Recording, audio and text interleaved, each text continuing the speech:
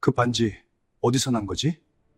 신입 비서가 떨어뜨린 낡은 금반지를 본 순간 장재혁 회장의 심장이 쿵 내려앉는 듯 했습니다. 30년 전 사랑하는 여인에게 직접 끼워주었던 세상에 단 하나뿐인 반지와 똑같았기 때문이었죠. 어머니 유품이에요. 3년 전 돌아가셨어요. 비서의 대답에 장 회장의 머릿속이 하얗게 변해버렸습니다. 그녀가 죽었다고요? 그런데 잠깐, 우리 사이에 아이는 없었는데, 설마 그녀가 임신한 줄도 모른 채 헤어져야 했던 걸까요? 사연 시작 전 구독과 좋아요를 눌러주시고, 어디서 듣고 계신지 댓글 남겨주시면 그곳으로 행운이 가득 깃들기를 바라겠습니다. 대한민국 경제계의 거물로 손꼽히는 장재혁 회장의 집무실은 오늘도 숨소리조차 들리지 않는 정적 속에 잠겨 있었습니다. 통유리 너머로 화려한 서울 시내가 한눈에 내려다 보였지만 재혁은 창밖 풍경 따위에는 눈길조차 주지 않은 채 서류 뭉치만 뚫어지게 노려보고 있었어요. 사람들은 그를 냉혈한이라 불렀습니다. 감정이라고는 찾아볼 수 없는 그 차가운 눈빛 때문이었죠. 30년 넘게 재계의 정상에 군림하면서 재혁은 웃는 법도 화내는 법도 잊어버린 사람처럼 살아왔습니다. 똑똑똑. 조심스러운 노크 소리가 정적을 깨뜨렸습니다. 들어와. 육중한 원목 문이 소리 없이 열리고 비서실장이 고개를 숙이며 들어섰습니다. 그의 뒤로는 낯선 젊은 여자의 모습이 보였어요. 회장님, 새로운 신입 비서입니다. 단아한 검정색 정장을 차려입은 젊은 여자가 재혁의 책상 앞에 멈춰 섰습니다. 20대 후반에서 30쯤 되어 보이는 그녀는 긴장한 기색이 역력했어요. 하얗게 질린 얼굴, 꼭 담은 입술, 그리고 어깨에 잔뜩 들어간 힘이 첫 출근의 떨림을 고스란히 드러내고 있었습니다. 여자가 허리를 깊이 숙이며 인사했습니다. 안녕하십니까? 이은서입니다. 오늘부터 회장님 비서로 근무하게 되었습니다. 또박또박 끊어 말하는 목소리가 살짝 떨리고 있었어요. 하지만 재혁은 여전히 서류에서 눈을 떼지 않았습니다. 신입 비서 따위에게 관심을 줄 이유가 없었으니까요. 그는 무심하게 턱짓으로 책상 한쪽을 가리켰습니다. 서류 거기나. 단 5글자. 그것이 재혁이 새 비서에게 건넨 첫마디의 전부였습니다.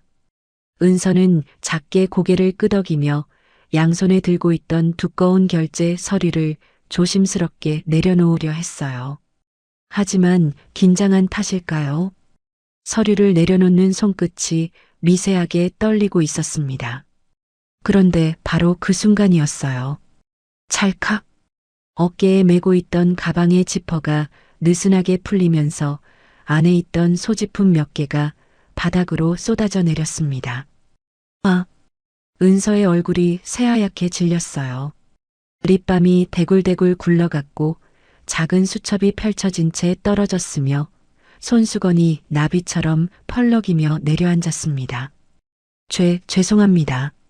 당황한 은서가 다급히 무릎을 꿇고 흩어진 물건들을 주워 담기 시작했어요. 첫 출근 날, 그것도 대한민국 최고의 재벌 회장 앞에서 이런 실수를 저지르다니. 은서의 귀까지 빨갛게 달아올랐습니다. 하얗게 질린 손끝이 부들부들 떨리고 있었어요.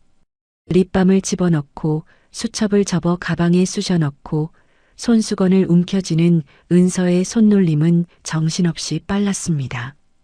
한시라도 빨리 이 창피한 상황을 수습하고 싶었으니까요. 그런데 바로 그때였습니다. 챙그랑. 맑은 금소금이 조용한 집무실 안에 또렷하게 울려 퍼졌어요. 은서의 손이 허공에서 멈췄습니다. 가방 안쪽 주머니에 깊숙이 넣어두었던 무언가가 굴러나와 재혁의 구두 발등 바로 앞까지 미끄러져 간 것이었습니다. 재혁의 서늘한 시선이 천천히 서류에서 떨어져 나와 바닥을 향했습니다.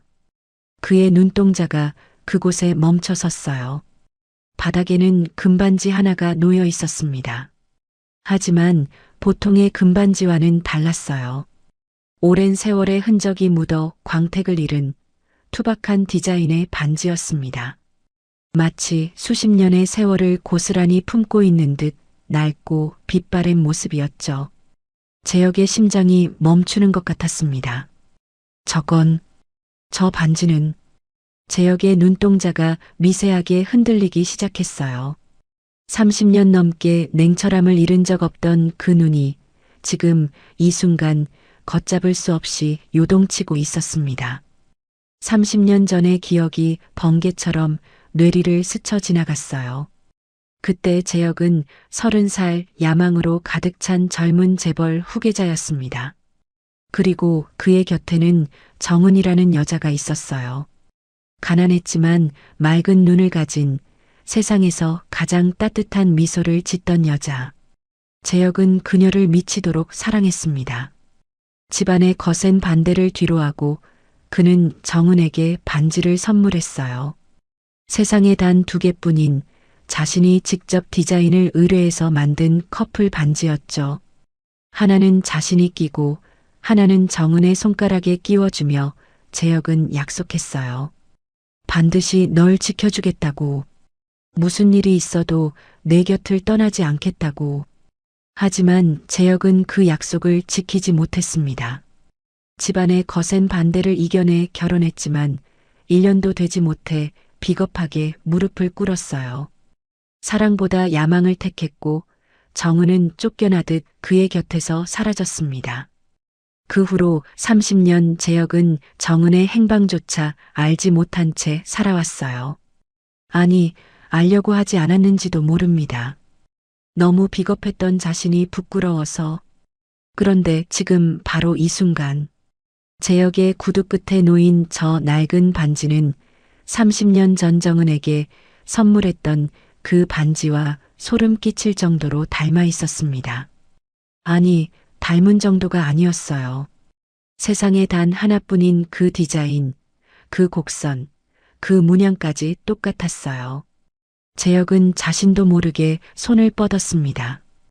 홀린 듯이 무의식적으로 그의 손이 바닥의 반지를 향해 다가갔죠. 직접 확인해야 했습니다. 반지 안쪽에 새겨져 있을 이니셜을 눈으로 똑똑히 봐야만 했어요. 재혁의 손끝이 반지에 닿으려던 바로 그 찰나였습니다. 회장님, 죄송합니다. 제가 죽겠습니다. 은서가 번개처럼 손을 내밀어 반지를 낚아챘어요.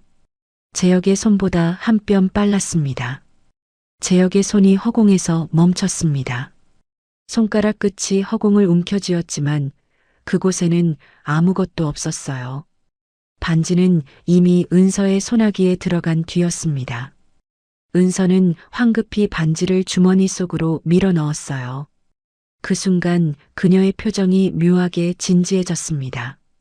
마치 세상에서 가장 소중한 것을 지키려는 듯한 눈빛이었죠. 재혁은 그 모습을 놓치지 않았습니다. 방금 그 반지. 재혁의 입에서 낮은 목소리가 흘러나왔어요.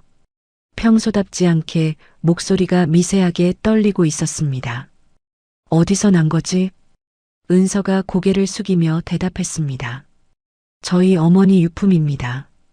3년 전에 돌아가시기 전까지 소중하게 간직하고 계시던 것이라 저도 늘 곁에 두고 다녀요. 재혁의 숨이 턱 막혔습니다. 어머니 유품이라고. 돌아가셨다고. 만약 저 반지가 정은이의 것이라면 정은이가 이미 세상을 떠났다는 뜻일까요? 30년 동안 어딘가에서 잘 살고 있을 거라 막연히 믿어왔는데 이미 이 세상 사람이 아니란 말일까요? 재혁은 숨을 쉬는 것조차 잊은 채 멍하니 서 있었습니다.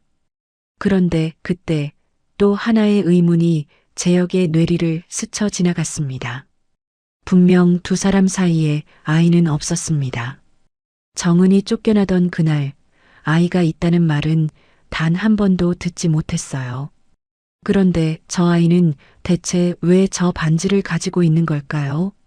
만약 저 반지가 정은이의 것이 맞다면 설마 저 아이가 정은이의 딸인 걸까요? 재혁은 은서의 얼굴을 뚫어지게 쳐다보았습니다. 이목구비 하나하나를 샅샅이 훑어보았어요. 눈매, 코끝, 입술선, 턱의 곡선까지. 그리고 재혁은 소름이 돋는 것을 느꼈습니다. 은서의 눈매가 30년 전 정은의 눈매와 어딘지 모르게 닮아 있었어요. 완전히 똑같지는 않았지만 분명히 비슷한 구석이 있었습니다. 은서는 회장의 이상한 시선에 당혹감을 느꼈어요. 왜 갑자기 회장님이 자신을 그렇게 뚫어지게 쳐다보시는 걸까? 그 시선이 불편해진 은서는 서둘러 물건들을 마저 정리하고 일어섰습니다. 죄송합니다, 회장님. 실례가 많았습니다.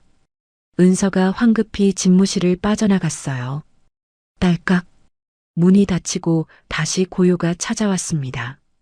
하지만 아까와는 전혀 다른 고요였어요. 폭풍 전야의 적막함이었습니다.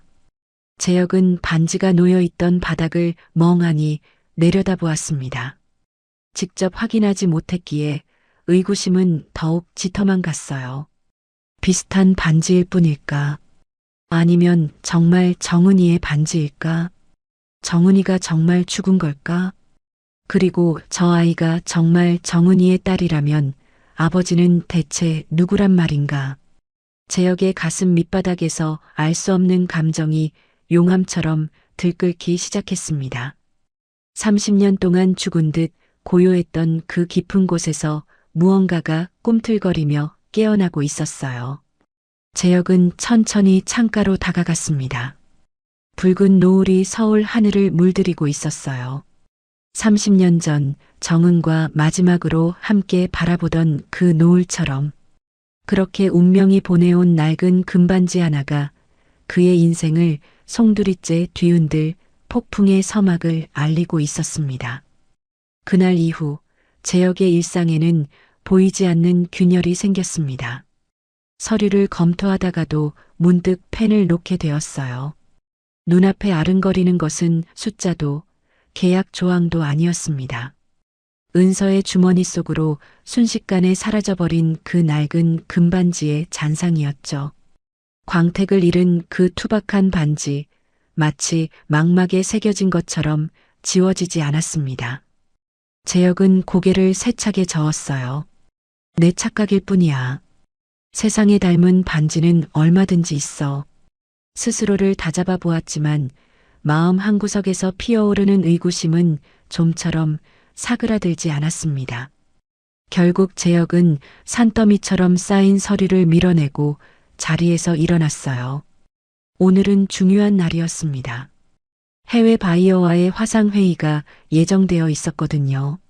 수백억 원이 걸린 계약이었습니다. 재혁은 회의실로 향하며 시계를 확인했어요. 회의 시작 10분 전이었습니다. 그런데 이상했습니다. 평소라면 회의 30분 전부터 완벽하게 세팅을 마치고 대기하고 있었어야 할 은서의 모습이 보이지 않았어요. 회의실 안에는 텅 빈 의자만 덩그러니 놓여 있었습니다. 노트북도 자료도 물 한 잔도 준비되어 있지 않았죠. 재혁의 미간이 깊게 찌푸려졌습니다. 비서실장. 낮고 서늘한 목소리에 복도 끝에서 대기하던 비서실장이 허겁지겁 달려왔어요. 예, 회장님. 이 비서는? 그게 아직 출근을 안 해서요. 연락도 안 되고 있습니다. 재혁의 눈빛이 차갑게 가라앉았습니다. 집무실 안의 공기가 급격히 냉각되는 것이 느껴졌어요. 비서실장은 등줄기에 식은땀이 흐르는 것을 느끼며 고개를 숙였습니다. 회의 시작 시간이 되었습니다. 하지만 은서는 나타나지 않았어요. 10분이 지났습니다. 여전히 소식이 없었습니다. 20분. 재혁의 인내심이 바닥을 드러내기 시작했어요. 결국 비서실장이 임시로 회의 세팅을 마쳤고 재혁은 이를 악문 채 화상회의에 참석했습니다. 하지만 모든 것이 엉망이었어요. 자료 순서가 뒤죽박죽이었고 필요한 수치를 찾는 데만 한참이 걸렸습니다. 해외 바이어의 표정이 점점 굳어갔어요. 재혁의 얼굴에는 한 번도 본 적 없는 당혹감이 스쳐 지나갔습니다. 회의가 끝났을 때 재혁의 표정은 얼음장보다 차가웠습니다. 바로 그때였어요. 복도 쪽에서 웅성거리는 소리가 들려왔습니다. 재혁이 집무실 문을 열고 나갔을 때 그의 눈에 들어온 것은 충격적인 광경이었어요. 은서가 서 있었습니다. 하지만 그녀의 모습은 처참했어요. 단정하게 빗어 넘겼던 머리카락은 헝클어져 얼굴 위로 흘러내려 있었고 검정색 정장 블라우스 소매는 어딘가에 찢긴 듯 살짝 뜯겨 있었습니다. 구두에는 흙먼지가 잔뜩 묻어 있었고 손등에는 붉은 찰과상까지 나 있었어요. 마치 어딘가에서 굴러온 사람 같은 모습이었습니다. 그리고 그런 은서의 앞에는 비서실장이 버티고 서 있었어요. 그의 얼굴은 분노로 시뻘겋게 달아올라 있었습니다. 이은서 씨, 비서실장의 고함이 로비 전체에 울려 퍼졌어요. 지나가던 직원들이 하나둘 발걸음을 멈추고 그 광경을 지켜보기 시작했습니다. 지금이 몇 시인지 알아? 오늘이 어떤 날인지 몰랐어? 은서는 고개를 숙인 채 아무 말도 하지 못했어요. 어깨가 작게 떨리고 있었습니다. 회장님께서 얼마나 중요한 회의를 앞두고 계셨는지 알기나 해? 그 회의가 어떻게 됐는지 알아? 비서실장의 목소리가 점점 높아졌습니다. 다 엉망이 됐어. 수백억 원짜리 계약이 물 건너갈 판이라고. 은서의 어깨가 더욱 움츠러들었어요. 복도에 모인 직원들의 시선이 따갑게 그녀를 향하고 있었습니다. 수군거리는 소리가 여기저기서 들려왔어요. 신입 주제의 첫 주부터 지각이래. 그것도 회장님 회의 날에? 끝났네, 저 사람. 비서실장이 한 발짝 더 은서에게 다가섰습니다. 당장 짐 싸서 나가. 해고야. 그 한마디에 로비가 조용해졌어요. 은서의 얼굴이 새하얗게 질렸습니다. 입술이 파르르 떨렸지만 그녀는 끝내 아무런 변명도 하지 못했어요. 그저 고개를 숙인 채 거친 숨을 몰아쉬고 있을 뿐이었습니다. 바로 그때였습니다. 묵직한 구둣발 소리가 복도에 울려 퍼졌어요. 사람들의 시선이 일제히 한 방향으로 쏠렸습니다. 재혁이었습니다. 그는 서늘한 위압감을 풍기며 천천히 걸어 나왔어요. 그가 한 걸음 내디딜 때마다 직원들이 양옆으로 갈라지며 길을 터주었습니다. 마치 바다가 갈라지듯 재혁이 은서 앞에 멈춰 섰습니다. 그의 시선이 은서의 모습을 천천히 훑더니 잠시 은서의 주머니 근처에 머물렀다가 이내 그녀의 눈을 똑바로 응시했습니다. 이유나 들어보지. 재혁의 목소리는 낮고 차가웠어요. 하지만 그 안에는 묘한 감정이 섞여 있었습니다. 회사를 우습게 여길 만큼 중요한 일이 뭐였나? 비서실장이 숨을 죽였어요. 로비 전체가 숨소리조차 내지 못하는 정적에 휩싸였습니다. 은서가 천천히 고개를 들었어요. 그녀의 눈가가 붉게 물들어 있었지만 눈빛만큼은 흔들리지 않았습니다. 죄송합니다, 회장님. 떨리는 목소리였지만 또렷했어요. 경찰서에 다녀오느라 늦었습니다. 재혁의 눈썹이 미세하게 움직였습니다. 비서실장이 끼어들었어요. 경찰서? 사고라도 친 겁니까?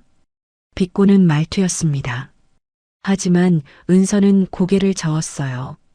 아닙니다. 출근길에 차도 위를 위태롭게 걷고 계신 할머니를 발견했습니다.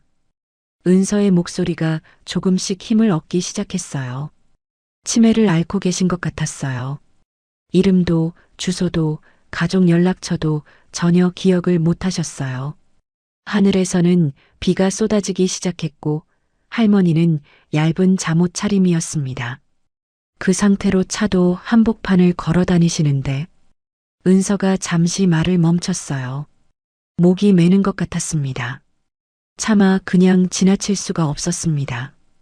경찰서에 모셔다 드리고 보호자분께서 오실 때까지 기다렸습니다.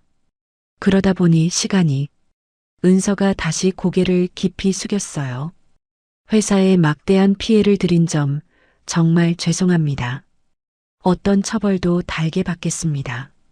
로비에 다시 침묵이 흘렀습니다. 은서의 눈은 겁에 질려 있었어요. 해고당할지도 모른다는 두려움이 그녀의 창백한 얼굴에 고스란히 드러나 있었습니다. 하지만 그 눈빛만큼은 맑았어요. 후회가 담긴 눈빛이 아니었습니다. 그녀는 자신의 선택을 후회하지 않는 것 같았어요.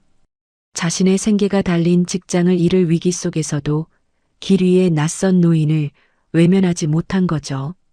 어리석다면 어리석은, 바보 같다면 바보 같은 정직함이었습니다. 재혁은 아무 말 없이 은서를 내려다보았습니다. 그리고 그 순간 그의 머릿속에서 30년 전의 기억이 번개처럼 되살아났어요. 그때도 이랬습니다. 30년 전 재혁에게는 세상에서 가장 소중한 약속이 있었어요.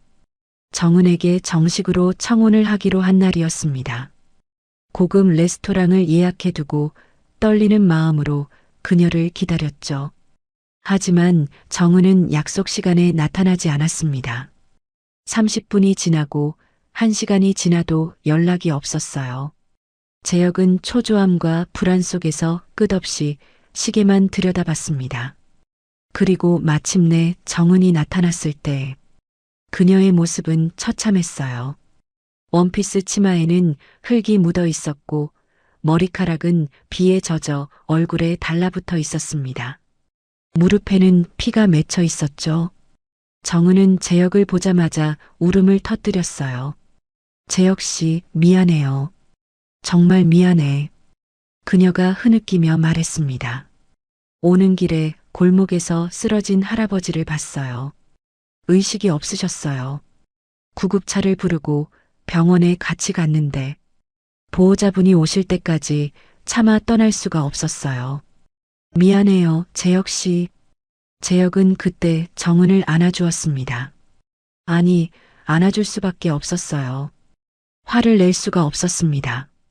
세상에 그렇게 바보 같은 사람이 또 있을까요? 자신보다 남을 먼저 생각하느라 항상 손해만 보는 사람. 그게 정은이었습니다. 그리고 재혁은 그런 정은을 사랑했어요. 지금 눈앞의 은서가 그때의 정은과 너무도 닮아 있었습니다. 엉망이 된 옷차림도, 겁에 질린 눈도, 하지만 후회 없는 그 맑은 눈빛도. 재혁은 차갑게 돌아서려다 멈칫했습니다. 심장 어딘가에서 무언가가 콕콕 찌르는 것 같았어요. 정은이 너도 그랬지. 너 자신보다 남을 먼저 챙기느라 늘 손해만 봤잖아. 그러다가 결국 재혁은 입술을 굳게 다물었습니다. 잠시 침묵이 흐른 뒤 그가 입을 열었어요. 비서실장. 예, 회장님. 해고 통보는 거도. 비서실장의 눈이 휘둥그레졌습니다. 복도에 모인 직원들 사이에서 웅성거리는 소리가 퍼져나갔어요. 대신 재혁이 은서를 차갑게 내려다보며 말을 이었습니다. 오늘 지각으로 발생한 손실은 이 비서의 업무 성과로 증명하도록 해. 앞으로 2배, 아니 3배는 일해야 할 거야. 은서의 눈이 커졌습니다. 믿을 수 없다는 표정이었어요. 회장님. 하지만 재혁은 이미 돌아서서 집무실로 걸어가고 있었습니다. 뒤도 돌아보지 않았어요. 딸깍. 집무실 문이 닫혔습니다. 재혁은 문에 등을 기댄 채 눈을 감았어요. 심장이 이상하게 뛰고 있었습니다. 며칠 전 반지를 보았을 때와는 또 다른 동요였어요. 그 반지도, 그 성품도 우연이라고 하기엔 너무 많은 것들이 겹쳐지고 있었습니다. 재혁은 창가로 다가가 멍하니 서울 하늘을 바라보았어요. 30년 전의 정은이가 자꾸만 눈앞에 아른거렸습니다. 저 아이가 대체 누구인 거야? 정말 정은이의 딸인 걸까? 의구심은 이제 걷잡을 수 없는 호기심으로 변해가고 있었습니다. 그날 이후로 재혁은 일이 손에 잡히지 않았죠. 자신도 모르게 창밖을 바라보았습니다. 서울의 빌딩 숲이 햇살을 받아 반짝이고 있었지만 그의 눈에는 아무것도 들어오지 않았어요. 그 반지가 정말 정은이의 것이라면 정은이는 그 후로 어떻게 살았던 걸까? 행복했을까? 아니면 재혁의 가슴이 묵직하게 내려앉았습니다. 저 아이가 정은이의 딸이라면 아버지는 누구지? 30년 전 자신의 집안이 무정하게 내쫓았던 정은. 그녀가 다른 남자를 만나 가정을 꾸렸을지도 모른다는 생각에 재혁의 가슴 한구석이 알 수 없는 불쾌함으로 뒤틀렸어요. 질투라고 하기엔 너무 늦었고 후회라고 하기엔 너무 깊었습니다. 똑똑. 노크 소리에 재혁은 생각에서 깨어났습니다. 회장님, 서명하실 서류 가져왔습니다. 은서였어요. 그녀가 조심스럽게 문을 열고 들어왔습니다. 지각 사건 이후 며칠이 지났지만 은서는 여전히 재혁 앞에서 긴장한 기색을 감추지 못했어요. 놓고가. 재혁은 무심하게 대답했습니다.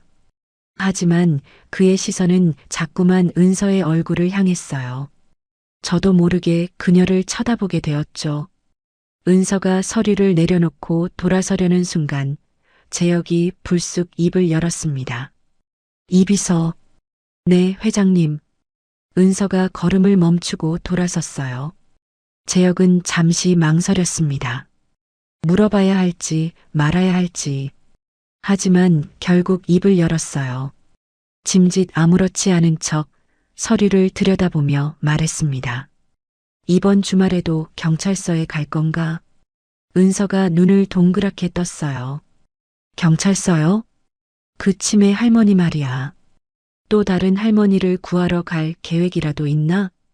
재혁의 말에 농담기가 살짝 섞여 있었습니다. 은서는 그제야 회장님이 농담을 하고 있다는 것을 깨달았어요.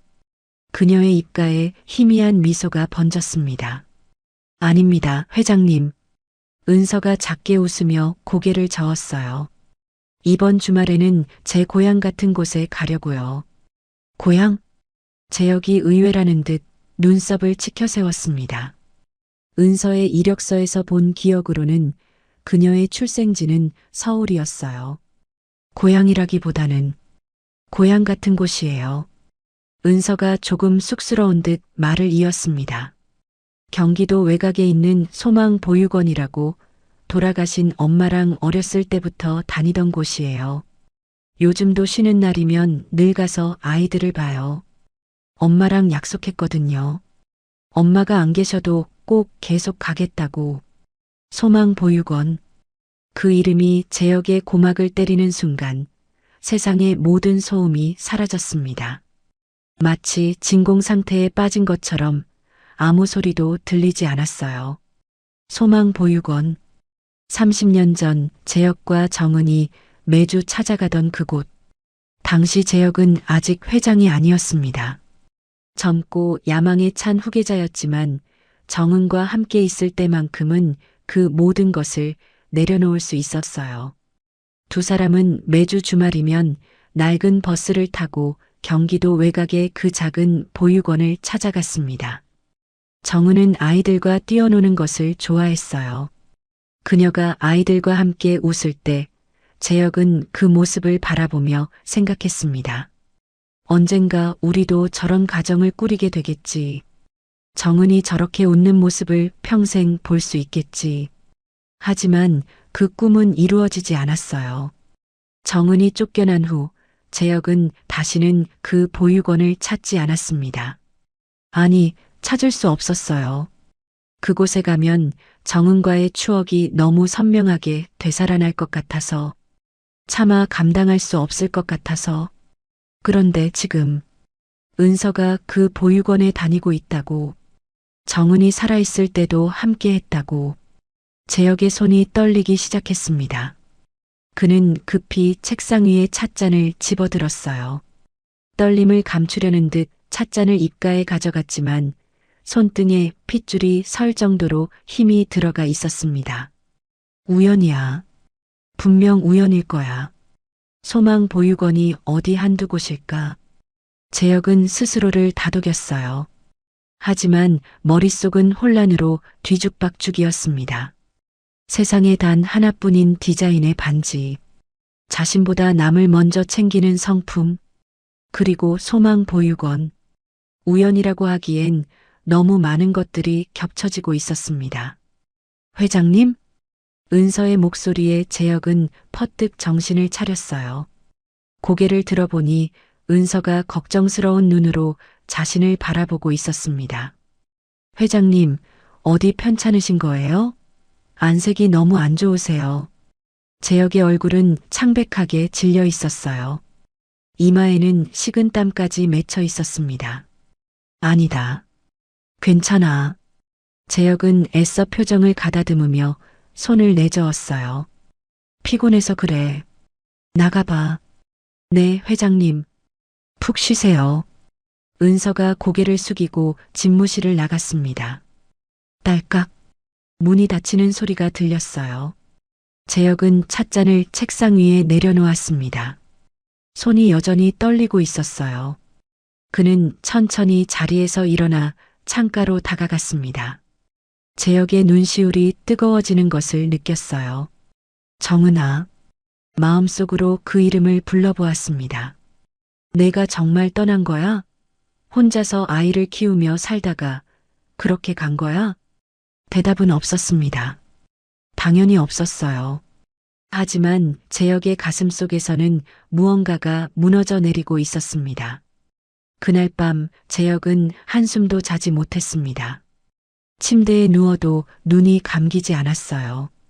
천장을 멍하니 바라보고 있으면 30년 동안 두꺼운 철문 뒤에 가둬두었던 추억들이 홍수처럼 밀려와 그를 집어삼켰습니다. 정은의 웃음소리, 보육원 마당에서 아이들과 뛰어놀던 그녀의 뒷모습, 반지를 끼워주던 날 눈물을 글썽이며 웃던 그 얼굴, 그리고 마지막으로 본 정은의 모습, 집에서 쫓겨나며 뒤도 돌아보지 못하고 떠나던 그 작은 뒷모습. 재혁은 벌떡 자리에서 일어났습니다. 직접 확인해야겠어. 마음을 굳혔어요. 저 아이가 누구의 핏줄인지, 정은이가 남긴 흔적이 무엇인지 내 눈으로 직접 봐야겠어. 다음 날 아침 재혁은 평소와 다르게 움직였습니다. 수행원에게 오늘 하루 일정을 모두 취소하라고 지시했어요. 운전기사도 물렸습니다. 평소 입던 고급 양복 대신 평범한 점퍼를 걸쳤고 화려한 세단 대신 오래된 SUV의 운전석에 올라탔어요. 내비게이션에 목적지를 입력했습니다. 소망 보육원. 경기도 외곽으로 향하는 길 위에서 재혁의 심장은 미친 듯이 뛰고 있었습니다. 30년 만에 찾아가는 그 길. 그때는 정은의 손을 잡고 낡은 버스를 타고 갔었는데 지금은 홀로 운전대를 잡고 달리고 있었어요. 차창 밖으로 서울의 빌딩 숲이 점점 멀어지고 한적한 시골 풍경이 펼쳐지기 시작했습니다. 재혁의 머릿속은 온통 한 가지 생각뿐이었어요. 만약 정말 저 아이가 정은이의 딸이라면, 그리고 만약 저 아이가 나이. 재혁은 고개를 세차게 저었습니다. 그 생각은 차마 끝까지 이어갈 수가 없었어요. 두 손에 힘을 주어 운전대를 꽉 쥐었습니다. 핸들을 잡은 손등에 핏줄이 섰어요. 자책과 의심 그리고 설명할 수 없는 뜨거운 감정이 뒤섞인 채 재혁은 30년 만에 그 보육원을 향해 달려가고 있었습니다. 잠시 후 재혁의 눈앞에 낡은 간판 하나가 나타났습니다.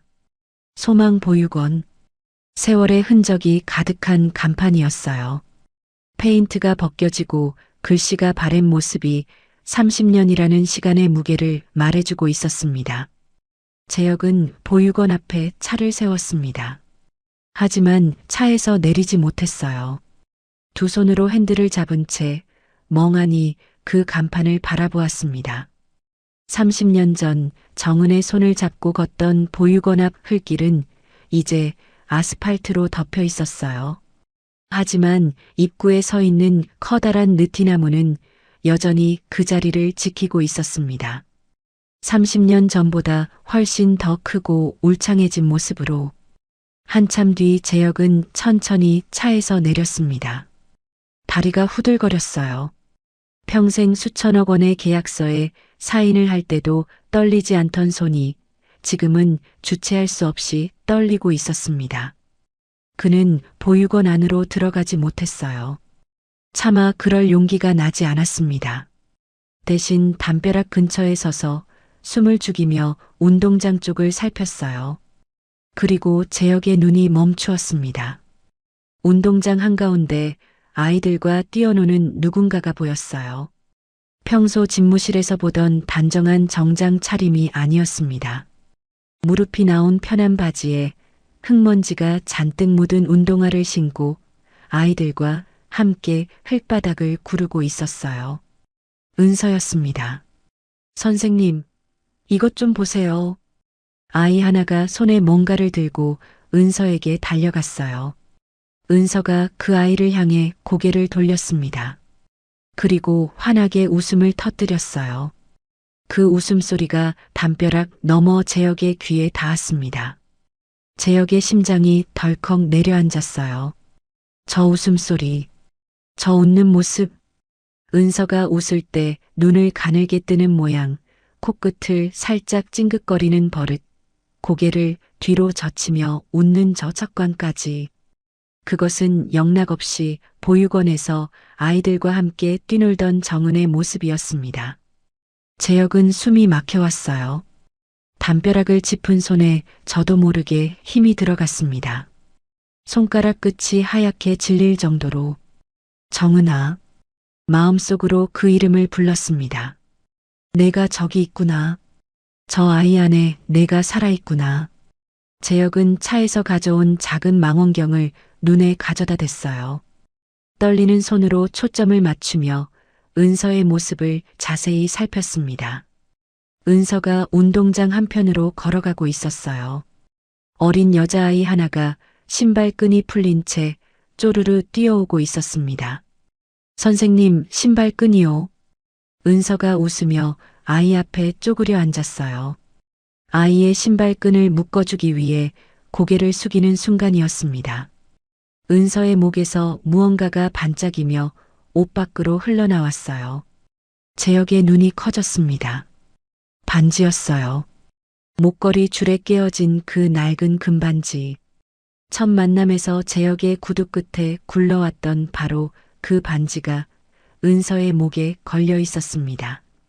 심장과 가장 가까운 곳에. 은서는 반지를 옷 안으로 다시 넣지 않았어요.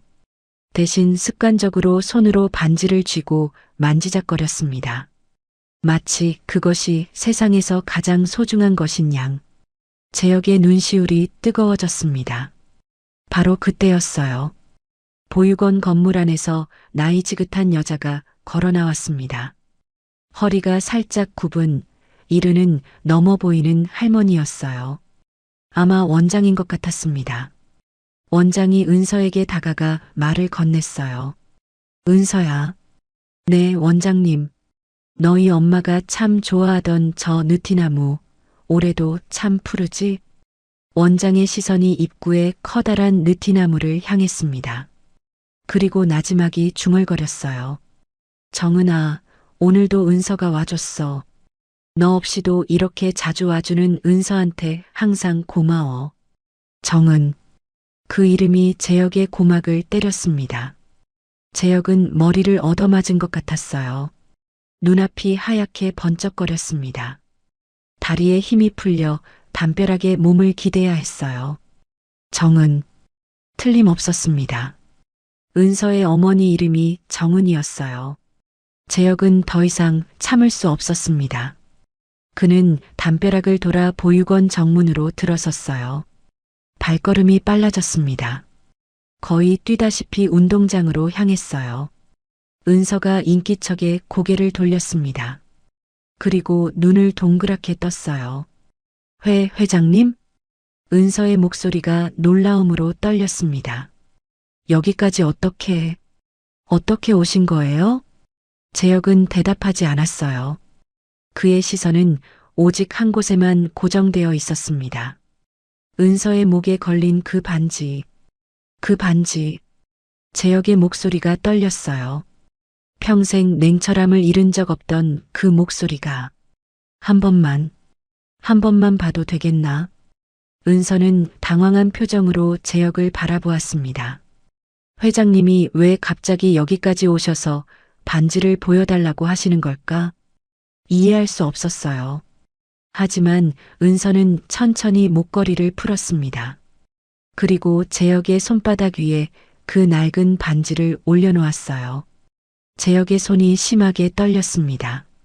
반지를 집어들었어요. 손가락 끝으로 그 투박한 표면을 어루만졌습니다. 30년의 세월 동안 광택을 잃고 낡아버린 하지만 틀림없이 자신이 디자인했던 그 반지. 재혁은 떨리는 손으로 반지를 뒤집었습니다. 반지 안쪽을 살폈어요. 세월에 닳아 희미해져 있었지만 분명히 무언가가 새겨져 있었습니다. 그리고 재혁과 정은 두 사람의 영문 이니셜이었어요. 재혁의 눈시울이 순식간에 붉어졌습니다. 정은이와 나의 이니셜이다. 틀림없어. 이건 내가 정은이에게 준 바로 그 반지야. 그런데 재혁은 고개를 들어 은서를 바라보았습니다. 그의 눈빛이 복잡하게 흔들리고 있었어요. 대체 왜 아이가 있었다면 왜 나를 찾지 않았던 거지? 이 아이는 정말 내 아이인 걸까? 아니면 정은이가 다른 남자와의 사이에서 낳은 아이에게 내 반지를 물려준 걸까? 재혁의 입술이 바르르 떨렸습니다. 어머니는 겨우 말문을 열었어요. 어머니는 아버지가 누구라고 하셨나? 은서의 표정이 살짝 굳었습니다. 잠시 침묵이 흐른 뒤 그녀가 입을 열었어요. 얼굴도 모릅니다. 씁쓸한 미소가 은서의 입가에 번졌습니다. 엄마는 아버지 이야기를 거의 안 하셨어요. 그냥 좋은 사람이었다고만 하셨죠. 은서가 먼 곳을 바라보며 말을 이었어요. 피치 못할 사정이 있었을 뿐 아버지는 훌륭한 분이라고. 너는 꼭 아버지를 닮아 바르게 살아야 한다고. 엄마는 항상 그렇게 말씀하셨어요. 저는 그 말만 믿고 살았죠. 재혁의 가슴이 칼로 난도질 당하는 것 같았습니다. 좋은 사람이라고, 훌륭한 분이라고, 정은이 그렇게 말했다고. 재혁은 이를 악물었어요. 눈시울이 뜨거워지는 것을 필사적으로 참았습니다. 좋은 사람이 아니었습니다. 자신은 비겁하게 그녀를 버린 죄인이었어요.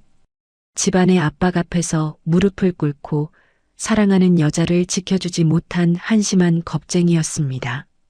그런데 정은은 죽는 날까지 자신을 원망하지 않았던 거예요.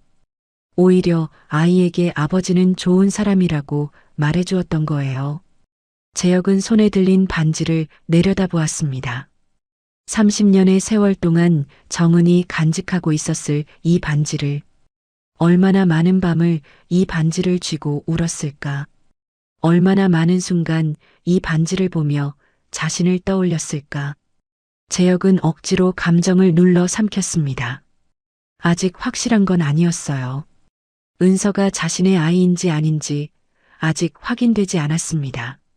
그는 반지를 은서에게 돌려주었어요. 고맙다. 잘 간직하거라. 재혁의 목소리가 굵게 갈라졌습니다. 은서는 여전히 의아한 표정이었어요. 회장님이 왜 갑자기 여기 와서 반지를 보시고 저렇게 힘들어 하시는 걸까? 하지만 은서는 묻지 않았습니다. 그저 반지를 다시 목에 걸며 고개를 숙였어요. 감사합니다, 회장님. 재혁은 돌아섰습니다. 발걸음이 무거웠어요. 보육원을 나와 차에 올라탄 뒤에도 한동안 시동을 걸지 못했습니다. 그는 떨리는 손으로 휴대폰을 꺼냈어요. 비서실장의 번호를 눌렀습니다. 신호음이 2번 울리고 비서실장의 목소리가 들려왔어요. 예, 회장님. 재혁은 낮고 굵은 목소리로 말했습니다. 비서실장, 지금 당장 유전자 검사 준비해. 전화기 너머에서 잠시 침묵이 흘렀어요. 유전자 검사요? 누구의? 이비서. 이은서 비서의 유전자 검사를 준비해. 가장 정확하고 가장 확실한 방법으로. 그리고 이 일은 철저하게 비밀로 해야 한다. 재혁의 목소리에는 떨림과 절박함이 묻어 있었어요. 알겠습니다, 회장님. 전화를 끊은 재혁은 잠시 눈을 감았습니다. 제발, 마음속으로 빌었어요. 제발 내 아이이기를. 아니다. 내 아이가 아니어도 좋다. 저 아이가 정은이의 딸이라면 그것만으로도 난 저 아이를 지켜야 해. 재혁은 눈을 떴습니다. 백미러에 비친 보육원의 모습이 점점 작아지고 있었어요.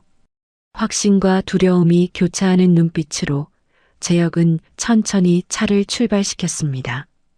보육원에서 돌아온 직후 재혁의 집무실은 거대한 감옥이 되었습니다. 서류는 쌓여만 갔어요. 평소라면 단 몇 분 만에 검토하고 사인했을 결제 서류들이 책상 위에 산처럼 쌓여가고 있었습니다. 하지만 재혁의 눈에는 아무것도 들어오지 않았어요. 숫자도 계약 조항도 보고서의 글자도 전부 흐릿하게 번져 보일 뿐이었습니다. 재혁의 시선은 오직 한 곳에만 고정되어 있었어요. 책상 구석에 놓인 휴대전화.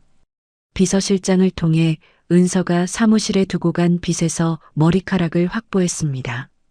그리고 그것을 가장 신뢰할 수 있는 연구소로 보냈어요. 재혁 자신의 DNA 샘플과 함께. 벌써 사흘째였습니다. 사흘. 고작 사흘이었지만 재혁에게는 30년보다 더 길게 느껴졌어요. 재혁은 의자 등받이에 몸을 기대며 천장을 올려다보았습니다. 눈을 감으면 은서의 얼굴이 떠올랐어요. 보육원에서 아이들과 뛰어놀며 웃던 그 얼굴. 정은을 빼닮은 그 웃음. 맞아야 한다. 재혁은 마음속으로 되뇌었습니다. 내 아이여야만 한다. 그래야 정은이에게 조금이라도 속죄할 수 있어. 하지만 다른 생각도 스멀스멀 기어 올라왔어요. 만약 아니라면? 만약 저 아이가 정은이가 다른 남자 사이에서 낳은 아이라면? 그 생각에 재혁의 가슴이 시리게 아파왔습니다. 아니, 차라리 내 아이가 아닌 게 저 아이에겐 축복일지도 모르지. 나 같은 아비 밑에서 자라지 않은 게 말이야. 비겁하게 어머니를 버린 한심한 남자가 아버지라니. 그게 축복일 리가 있나? 재혁은 두 손으로 얼굴을 감쌌어요. 자책과 희망 사이를 오가며 마른 침만 삼키고 있었습니다. 바로 그때였어요. 부르르. 책상 위에 휴대전화가 진동했습니다. 재혁의 심장이 멈추는 것 같았어요. 떨리는 손으로 전화기를 집어들었습니다. 화면에는 비서실장의 이름이 떠 있었어요. 여보세요. 재혁의 목소리가 갈라졌습니다. 회장님, 검사 결과가 나왔습니다. 지금 파일로 보내드리겠습니다. 비서실장의 목소리에도 긴장이 묻어 있었어요. 알았다. 재혁은 전화를 끊고 휴대전화 화면을 응시했습니다. 잠시 후 알림음과 함께 파일 하나가 도착했어요. 재혁의 손가락이 떨렸습니다. 파일을 열기가 두려웠어요. 하지만 열지 않을 수도 없었습니다. 그는 심호흡을 하고 파일을 터치했어요. 화면에 검사 결과서가 떴습니다. 복잡한 숫자와 그래프들이 나열되어 있었어요. 재혁의 눈이 빠르게 움직이며 결과를 훑어 내려갔습니다. 그리고 마지막 문구에서 멈추었어요. 친자 확률 99.9%. 재혁의 숨이 턱 막혔습니다. 휴대전화를 든 손에서 힘이 빠졌어요. 전화기가 책상 위로 떨어졌습니다. 재혁은 의자 깊숙이 몸을 파묻었어요. 두 손으로 얼굴을 감싸며 천장을 올려다보았습니다. 내 딸이었어. 입술 사이로 신음 같은 목소리가 새어나왔습니다. 정말 내 딸이었어. 눈시울이 뜨거워졌어요. 30년 동안 한 번도 흘리지 않았던 눈물이 차올랐습니다. 정은아. 재혁은 허공을 향해 그 이름을 불렀어요. 내가 혼자서 그 모진 세월을 견디며 내 아이를 키워냈구나. 쫓겨나면서도 아이를 지켰구나. 임신한 것도 모르고 널 내쫓았는데 넌 그걸 원망하지도 않고 혼자서. 재혁은 더 이상 말을 잇지 못했습니다. 서류 더미 위로 얼굴을 묻었어요.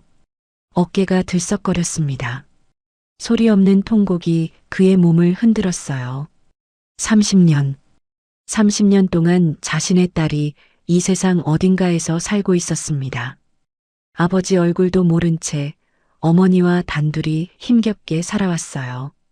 그리고 3년 전 어머니마저 떠나보내고 혼자가 되었습니다. 그 모든 세월 동안 재혁은 아무것도 몰랐어요. 아니, 알려고 하지 않았습니다. 너무 비겁해서 미안하다. 재혁은 흐느끼며 중얼거렸어요. 정은아, 미안하다. 은서야, 아빠가 미안하다. 그리고 바로 그때 재혁이 집무실 안에서 무너져 내리고 있던 그 순간 복도 저편에서는 전혀 다른 기류가 흐르고 있었습니다. 집무실 문 앞 반쯤 열린 틈새 너머로 누군가 안을 살피고 있었어요. 40대 초반의 남자였습니다. 날카로운 눈매에 얇은 입술, 고급 양복을 빈틈없이 차려입은 그 남자는 장치훈. 재혁의 조카이자 그룹의 상무였어요. 치우는 문틈 사이로 숙부의 뒷모습을 지켜보았습니다. 서류 더미 위에 얼굴을 묻고 어깨를 들썩이는 모습을. 냉혈한으로 불리던 장재혁 회장이 저렇게 무너져 내리는 모습은 난생 처음이었어요. 치훈의 입꼬리가 살짝 올라갔습니다. 그는 문에서 물러나 복도 끝으로 걸어갔어요. 손에는 얇은 서류 봉투가 들려 있었습니다. 며칠 동안 비밀리에 수집한 정보들이었죠. 치우는 며칠 전부터 숙부의 이상한 행동을 눈여겨보고 있었어요. 평소 수행원 없이는 움직이지 않던 장 회장이 갑자기 직접 SUV를 몰고 어딘가를 다녀왔습니다. 그것도 남루한 옷차림으로. 그리고 비서실장에게 무언가를 비밀리에 조사하도록 지시했어요. 치우는 그 모든 것을 알아냈습니다. 돈이면 안 되는 게 없었으니까요. 회장이 신입 비서 뒤를 캐고 다녔다더니 치우는 낮게 중얼거렸어요. 결국 유전자 검사까지 했단 말이지? 그의 손에 들린 서류 봉투 안에는 재혁이 연구소에 의뢰한 검사 내역이 고스란히 담겨 있었습니다. 당연히 불법으로 빼낸 것이었어요. 저 여자가 장 회장에 숨겨진 핏줄이라도 된다는 건가? 치훈의 눈이 차갑게 빛났습니다. 장재혁 회장에게는 자식이 없었어요. 적어도 치훈이 아는 한 그랬습니다. 그래서 치훈은 자신이 당연히 후계자가 될 거라고 믿어왔어요. 유일한 조카이자 피부치니까. 숙부가 은퇴하면 이 거대한 그룹이 자신의 것이 될 거라고. 그런데 갑자기 숨겨진 딸이 나타났다? 치훈의 이마에 핏줄이 섰습니다. 이건 안 돼. 그는 이를 악물었어요. 내가 지금까지 어떻게 버텼는데 갑자기 나타난 여자한테 다 뺏길 순 없어. 치훈은 휴대전화를 꺼내 어딘가에 전화를 걸었습니다. 나야. 지금 바로 올라와. 잠시 후 측근 한 명이 복도로 올라왔어요. 치훈은 주변을 살핀 뒤 낮은 목소리로 말했습니다. 저 신입비서 있잖아. 이은서. 예, 상무님. 회장이 마음을 굳히기 전에 끝내야 해. 치훈의 목소리가 차갑게 가라앉았어요. 저 여자를 장 회장 곁에서 영원히 치워버릴 명분을 만들어 가장 추잡하고 다시는 고개를 들 수 없는 죄목으로 말이야. 측근이 고개를 끄덕였습니다. 어떤 방법으로 할까요? 치우는 창밖을 바라보며 입꼬리를 올렸어요. 저 여자 컴퓨터 접속 기록 있지? 회장 비서니까 기밀 서류에 접근 권한이 있을 거야. 그렇습니다. 그걸 이용해. 저 여자가 회사 기밀을 빼돌린 것처럼 꾸며 산업 스파이로 몰아넣는 거야. 측근의 눈이 커졌어요. 산업 스파이요? 그래. 경쟁사의 기밀을 팔아넘긴 배신자. 그 정도 죄목이면 아무리 회장이라도 감싸지 못하겠지. 치훈의 눈이 뱀처럼 차갑게 빛났습니다. 준비해. 완벽하게. 증거가 빈틈없어야 해. 은밀한 준비가 시작되고 있었습니다. 다음 날 아침, 재혁은 밤새 한숨도 자지 못했습니다. 눈이 충혈되어 있었고 얼굴은 헬쑥했어요. 하지만 그는 평소처럼 출근했습니다. 아무 일도 없었다는 듯이. 아직 은서에게 진실을 말할 수는 없었어요. 어떻게 말해야 할지 알 수 없었습니다.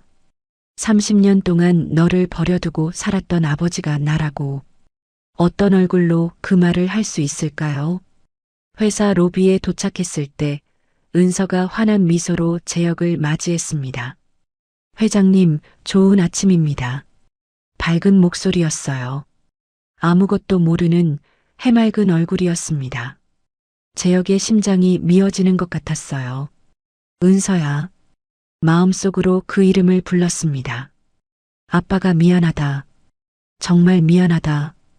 하지만 재혁은 그 말을 입 밖으로 꺼내지 못했어요. 대신 애써 담담한 표정을 지으며 고개만 끄덕였습니다. 그래. 단 한마디. 그것이 전부였어요. 재혁은 은서의 얼굴을 똑바로 보지 못한 채 집무실로 향했습니다. 가슴속은 이미 피눈물로 젖어들고 있었지만 겉으로는 평소와 다름없는 냉철한 표정을 유지했어요. 은서는 그런 회장의 뒷모습을 바라보았습니다. 왜인지 오늘따라 회장님의 어깨가 무거워 보였어요. 뭔가 힘든 일이라도 있으신 걸까? 하지만 신입 비서인 자신이 감히 물어볼 수는 없었습니다.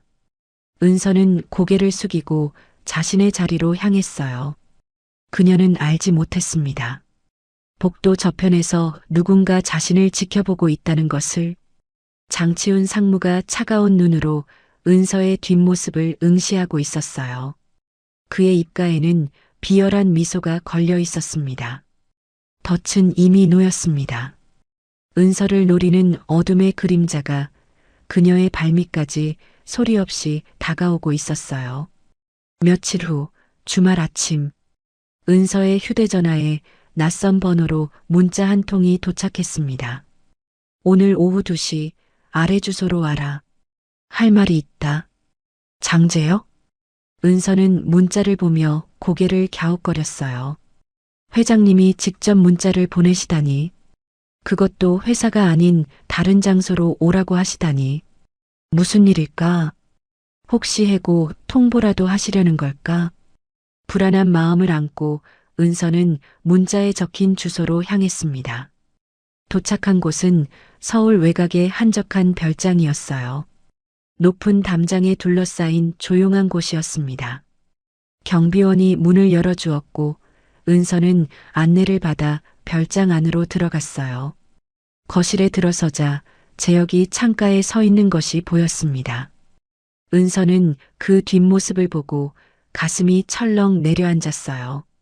평소보다 훨씬 수척해져 있었습니다.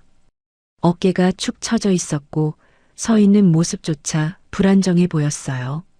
마치 며칠째 잠을 못 잔 사람 같았습니다. 회장님, 은서가 조심스럽게 불렀어요. 부르셨습니까? 무슨 하실 말씀이라도. 재혁은 대답하지 않았습니다. 여전히 창밖만 바라보고 있었어요. 손에는 갈색 서류 봉투가 들려 있었습니다. 봉투를 쥔 손이 미세하게 떨리고 있었어요. 거실에 무거운 침묵이 흘렀습니다. 은서는 점점 불안해졌어요. 회장님의 분위기가 심상치 않았습니다. 혹시 큰 문제라도 생긴 걸까? 자신이 무슨 실수라도 한 걸까? 그때 재혁이 천천히 돌아섰습니다. 은서는 그 얼굴을 보고 숨이 막혔어요. 회장님의 눈이 빨갛게 충혈되어 있었습니다. 눈 밑에는 짙은 다크서클이 내려앉아 있었고 볼은 며칠 새 눈에 띄게 꺼져 있었어요.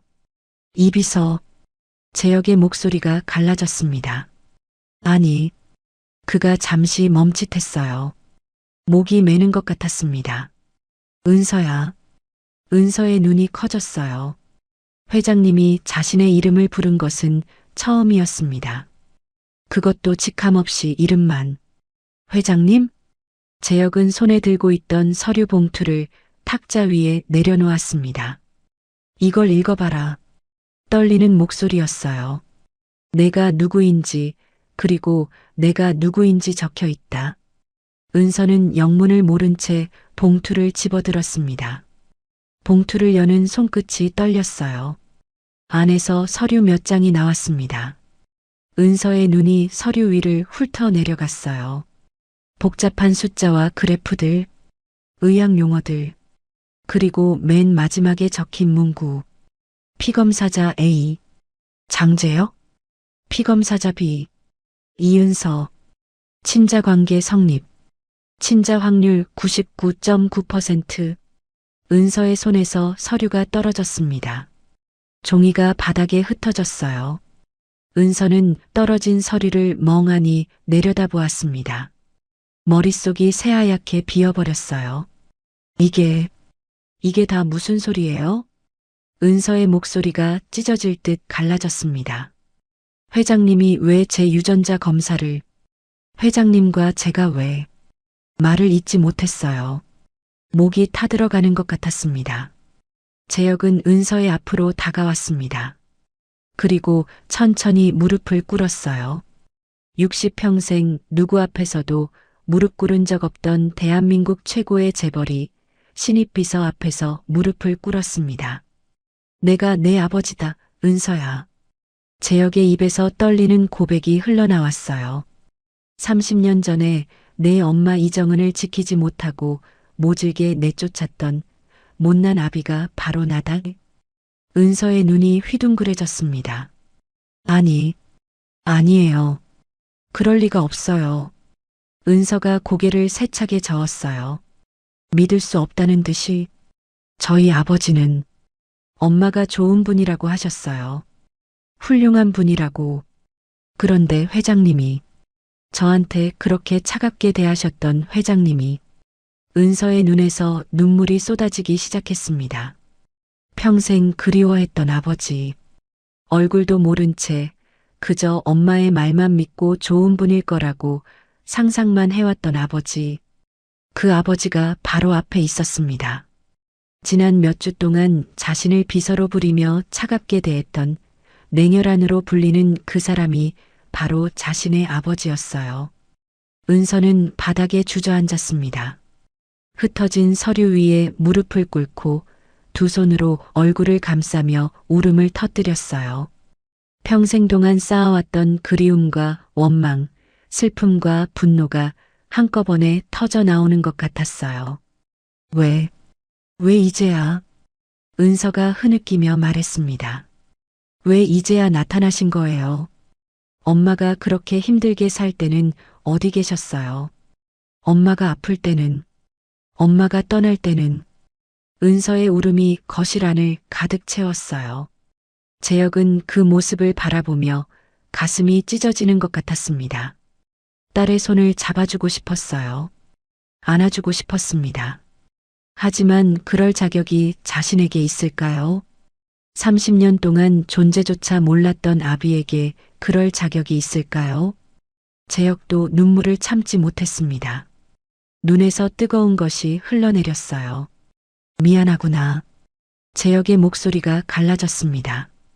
정말 미안하다, 은서야. 내 엄마가 임신한 줄도 모르고 내쫓았어. 비겁해서 찾아보지도 못했어. 30년 동안 아무것도 몰랐다. 재혁은 바닥에 떨어진 서류 위에 이마를 짚었어요. 용서해달라고는 못하겠구나. 용서받을 자격도 없어. 그냥 미안하다. 두 사람의 울음소리가 거실을 가득 채웠습니다. 한참이 지났어요. 은서가 눈물로 얼룩진 얼굴을 들었습니다. 엄마는요? 목이 쉰 목소리였어요. 엄마는 아버지를 원망하지 않으셨어요. 재혁이 고개를 들었습니다. 엄마는 돌아가시기 전까지 아버지를 원망한 적 없으셨어요. 은서가 눈물을 훔치며 말했습니다. 항상 말씀하셨어요. 너의 아버지는 훌륭한 분이다. 피치 못할 사정이 있었을 뿐이다. 절대 원망하지 말고 아버지를 닮아 바르게 살아라. 재혁의 얼굴이 일그러졌어요. 보육원에서도 들은 말이었죠. 그 고생을 하면서도 나를 원망 안 했다고? 네. 은서가 고개를 끄덕였습니다. 엄마는 병원비가 없어서 아플 때도 병원을 못 갔어요. 끼니를 굶으면서도 제 학비는 꼬박꼬박 내셨어요. 그렇게 힘들게 사시면서도 아버지 욕은 한 번도 안 하셨어요. 마지막까지. 은서의 목소리가 다시 떨렸어요. 마지막까지 아버지는 좋은 분이라고 하셨어요. 재혁은 두 손으로 얼굴을 감쌌습니다. 그 말이 칼날이 되어 가슴에 박혀왔어요. 좋은 분이라고, 훌륭한 분이라고, 자신을 버린 남자를 정은은 끝까지 그렇게 기억해 주었습니다. 정은아. 재혁이 흐느끼며 그 이름을 불렀어요. 내가 미안하다. 정말 미안해. 죽을 때까지 갚아도 못 갚을 죄를 졌구나. 한참을 더 울었습니다. 두 사람은 말없이 눈물만 흘렸어요. 30년의 세월이 그렇게 녹아내리고 있었습니다. 시간이 얼마나 흘렀을까요? 재혁이 먼저 눈물을 닦고 자리에서 일어났습니다. 그리고 은서에게 손을 내밀었어요. 일어나거라. 은서는 아버지의 손을 바라보았습니다. 잠시 망설이다가 그 손을 잡았어요. 재혁이 은서를 일으켜 세웠습니다. 처음으로 잡아보는 아버지의 손이었어요. 크고 거칠었지만 따뜻했습니다. 재혁은 은서의 어깨를 가볍게 잡았습니다. 은서야. 목소리는 여전히 떨렸지만 눈빛은 단단해져 있었어요. 당분간 회사에서는 절대 내 딸이라는 걸 티내선 안 된다. 은서가 고개를 들어 아버지를 바라보았어요. 왜요? 회사에 내 조카 장치훈이라는 놈이 있다. 상무 직함을 달고 있지만 속은 썩어 빠진 놈이야. 재혁의 눈빛이 서늘하게 식었습니다. 그놈은 내가 자식이 없으니까 자기가 후계자가 될 거라고 믿고 있어. 그런데 갑자기 내가 나타나면. 재혁은 말끝을 흐렸어요. 하지만 은서는 그 의미를 이해했습니다. 저를 가만두지 않을 거라는 말씀이시죠? 그래. 재혁이 고개를 끄덕였습니다. 그놈이 눈치채기 전에 내가 먼저 준비를 해야 해. 너를 지킬 수 있는 모든 것을 갖춰야 해. 그때까지는. 재혁은 은서의 어깨를 꽉 잡았어요. 그때까지는 참아라.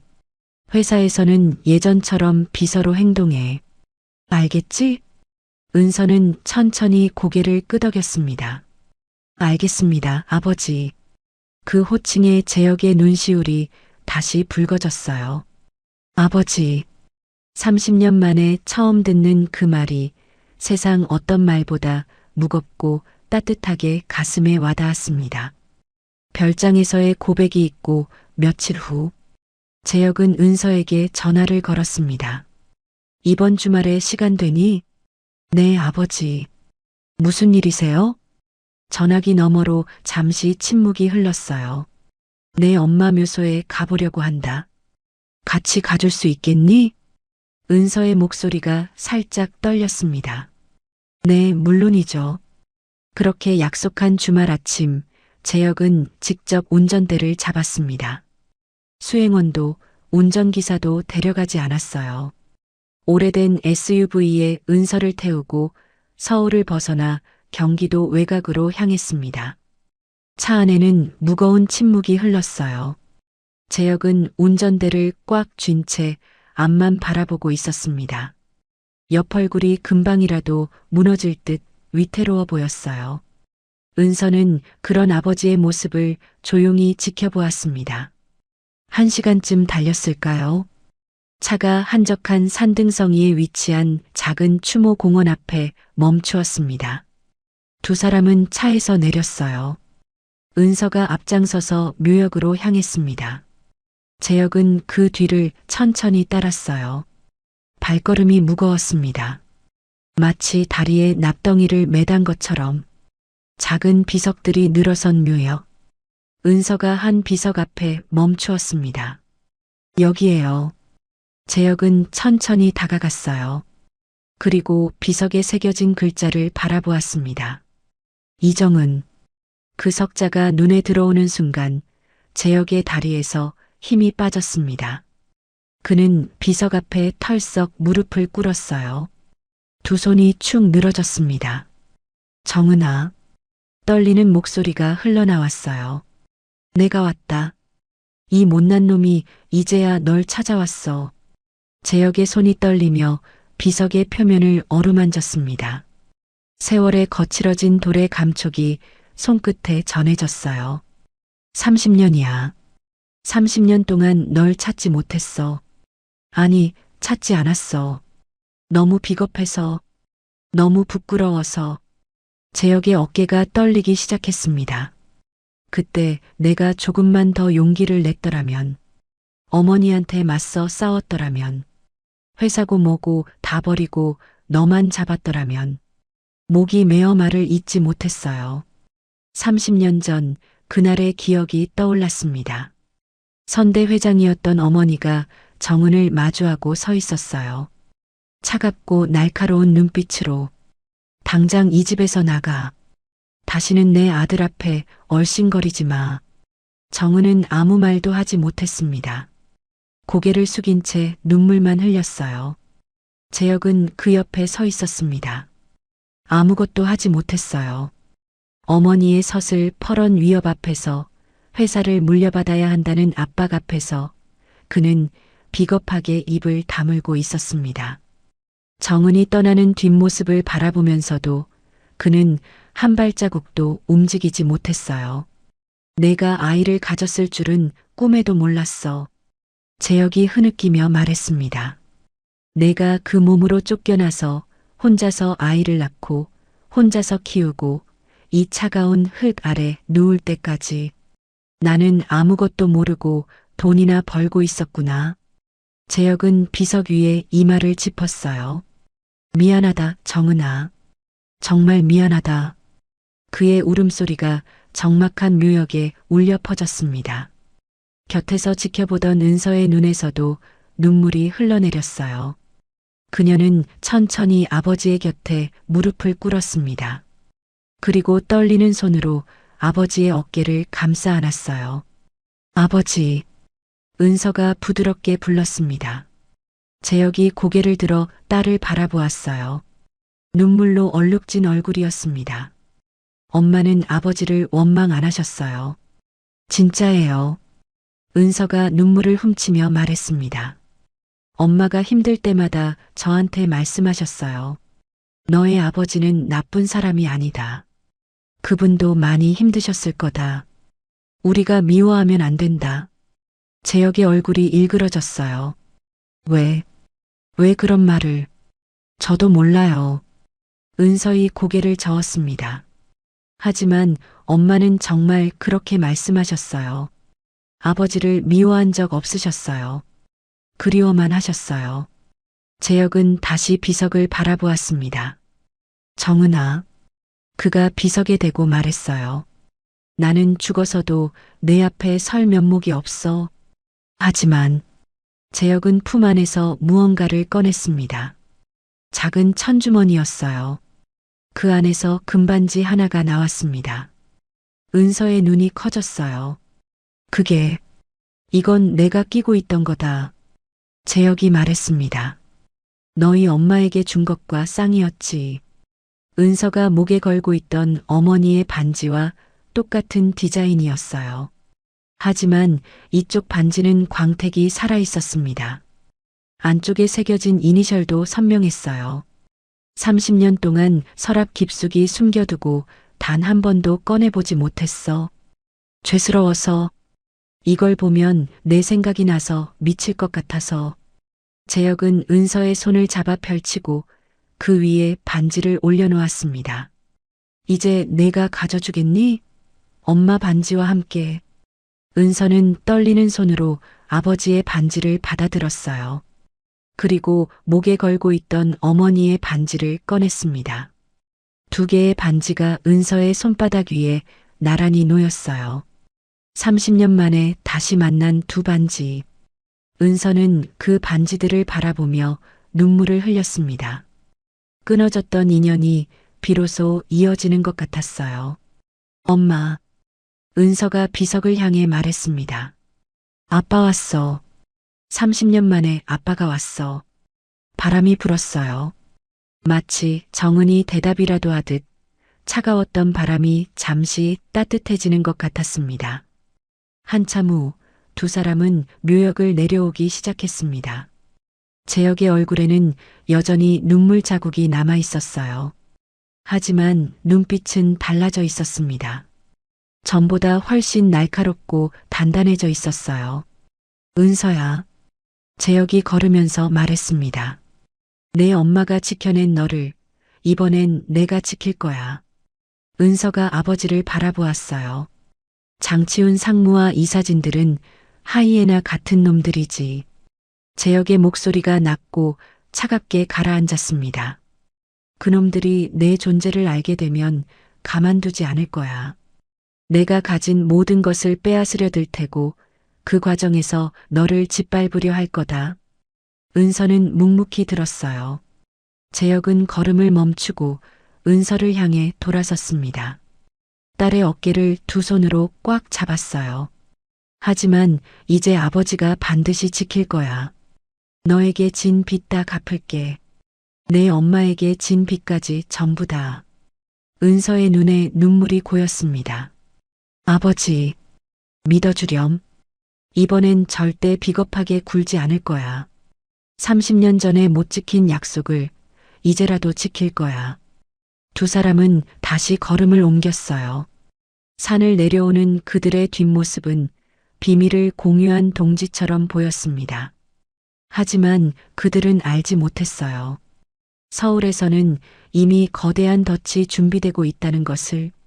장치훈 상무가 파놓은 함정이 은서를 향해 조금씩 조여오고 있다는 것을. 묘소에서 돌아온 다음 날, 은서는 평소처럼 출근했습니다. 아버지와의 약속대로 회사에서는 아무 일도 없었다는 듯이 행동해야 했어요. 비서로서 맡은 일을 묵묵히 하고 회장님과의 관계는 철저히 숨겨야 했습니다. 하지만 회사에 도착한 순간 은서는 뭔가 이상하다는 것을 느꼈어요. 로비를 지나가는 직원들의 시선이 달랐습니다. 수군거리는 소리가 여기저기서 들려왔어요. 은서와 눈이 마주치면 황급히 고개를 돌리는 사람들도 있었습니다. 무슨 일이지? 은서는 불안한 마음을 안고 로비를 지나고 있었죠. 그때였습니다. 이비서. 차갑고 날카로운 목소리가 등 뒤에서 들려왔어요. 은서가 뒤를 돌아보았습니다. 장치훈 상무가 서 있었어요. 얇은 입술에 비열한 미소를 띤 채. 잠깐 나 좀 보지. 은서는 의아한 표정을 지었어요. 상무님이 직접 자신을 부르시다니. 평소에는 눈도 마주치지 않던 분이. 무슨 일이신가요, 상무님? 와보면 알아. 치훈이 돌아서서 걷기 시작했습니다. 은서는 어쩔 수 없이 그 뒤를 따랐어요. 그런데 이상했습니다. 치훈이 향하는 곳은 회의실이 아니었어요. 로비를 가로질러 은서의 책상이 있는 비서실 앞으로 가고 있었습니다. 비서실 앞에 도착한 은서는 숨이 턱 막혔어요. 검은 양복을 입은 남자들이 서너 명 서 있었습니다. 수사관처럼 보였어요. 그리고 그 옆에는 회사 보안팀 직원들이 대기하고 있었습니다. 이게 다 뭡니까? 은서의 목소리가 떨렸습니다. 치훈이 은서의 책상 위에 놓인 노트북을 거칠게 돌려 화면을 보여주었어요. 이 비서 아니. 치훈의 입꼬리가 올라갔습니다. 이은서 씨, 우리 회사의 차세대 핵심 기술 파일이 주말에 내 계정으로 경쟁업체에 전송됐어. 은서의 눈이 휘둥그레졌어요. 그것도 3번이나. 치훈이 화면을 손가락으로 가리켰습니다. 거기에는 접속 기록이 선명하게 떠 있었어요. 은서의 4번, 은서의 비밀번호로 로그인해서 회사 기밀 파일을 외부로 전송한 기록. 은서의 머릿속이 새하얗게 변했습니다. 전 그런 적 없습니다. 목소리가 떨렸어요. 주말에는 은서는 말을 하다가 멈추었습니다. 주말에 아버지와 함께 어머니 묘소에 갔다는 말을 할 수 없었어요. 부녀 관계를 비밀로 하기로 약속했으니까요. 하지만 그 말을 하지 않으면 자신의 결백을 증명할 방법이 없었습니다. 주말에 뭐? 치훈이 비아냥거리듯 물었어요. 주말에 뭘 했는데? 말해봐. 은서는 입술을 꽉 깨물었습니다. 아무 말도 할 수 없었어요. 치훈의 미소가 더욱 짙어졌습니다. 말 못하겠지. 당연하지. 내가 한 짓이니까. 그때 소란을 듣고 사람들이 하나둘 모여들기 시작했어요. 이 사진들이었습니다. 치훈의 사주를 받은 자들이 대부분이었죠. 그들은 마치 약속이라도 한 듯 로비로 몰려들었습니다. 아니, 이게 무슨 일이야? 회장님이 그렇게 아끼던 신입 비서가 산업 스파이였다니. 사람 참 모를 일이군. 이 사진들의 목소리가 점점 커졌어요. 당장 구속 수사해야 합니다. 회사의 손실이 수천억 원이에요. 이건 배임죄 수준이야. 은서는 사방에서 쏟아지는 비난의 눈빛에 숨이 막혔어요. 다리가 후들거렸습니다. 치훈이 한 발짝 다가왔어요. 그의 눈빛이 뱀처럼 차갑게 빛났습니다. 이 비서 아니지. 스파이 양반.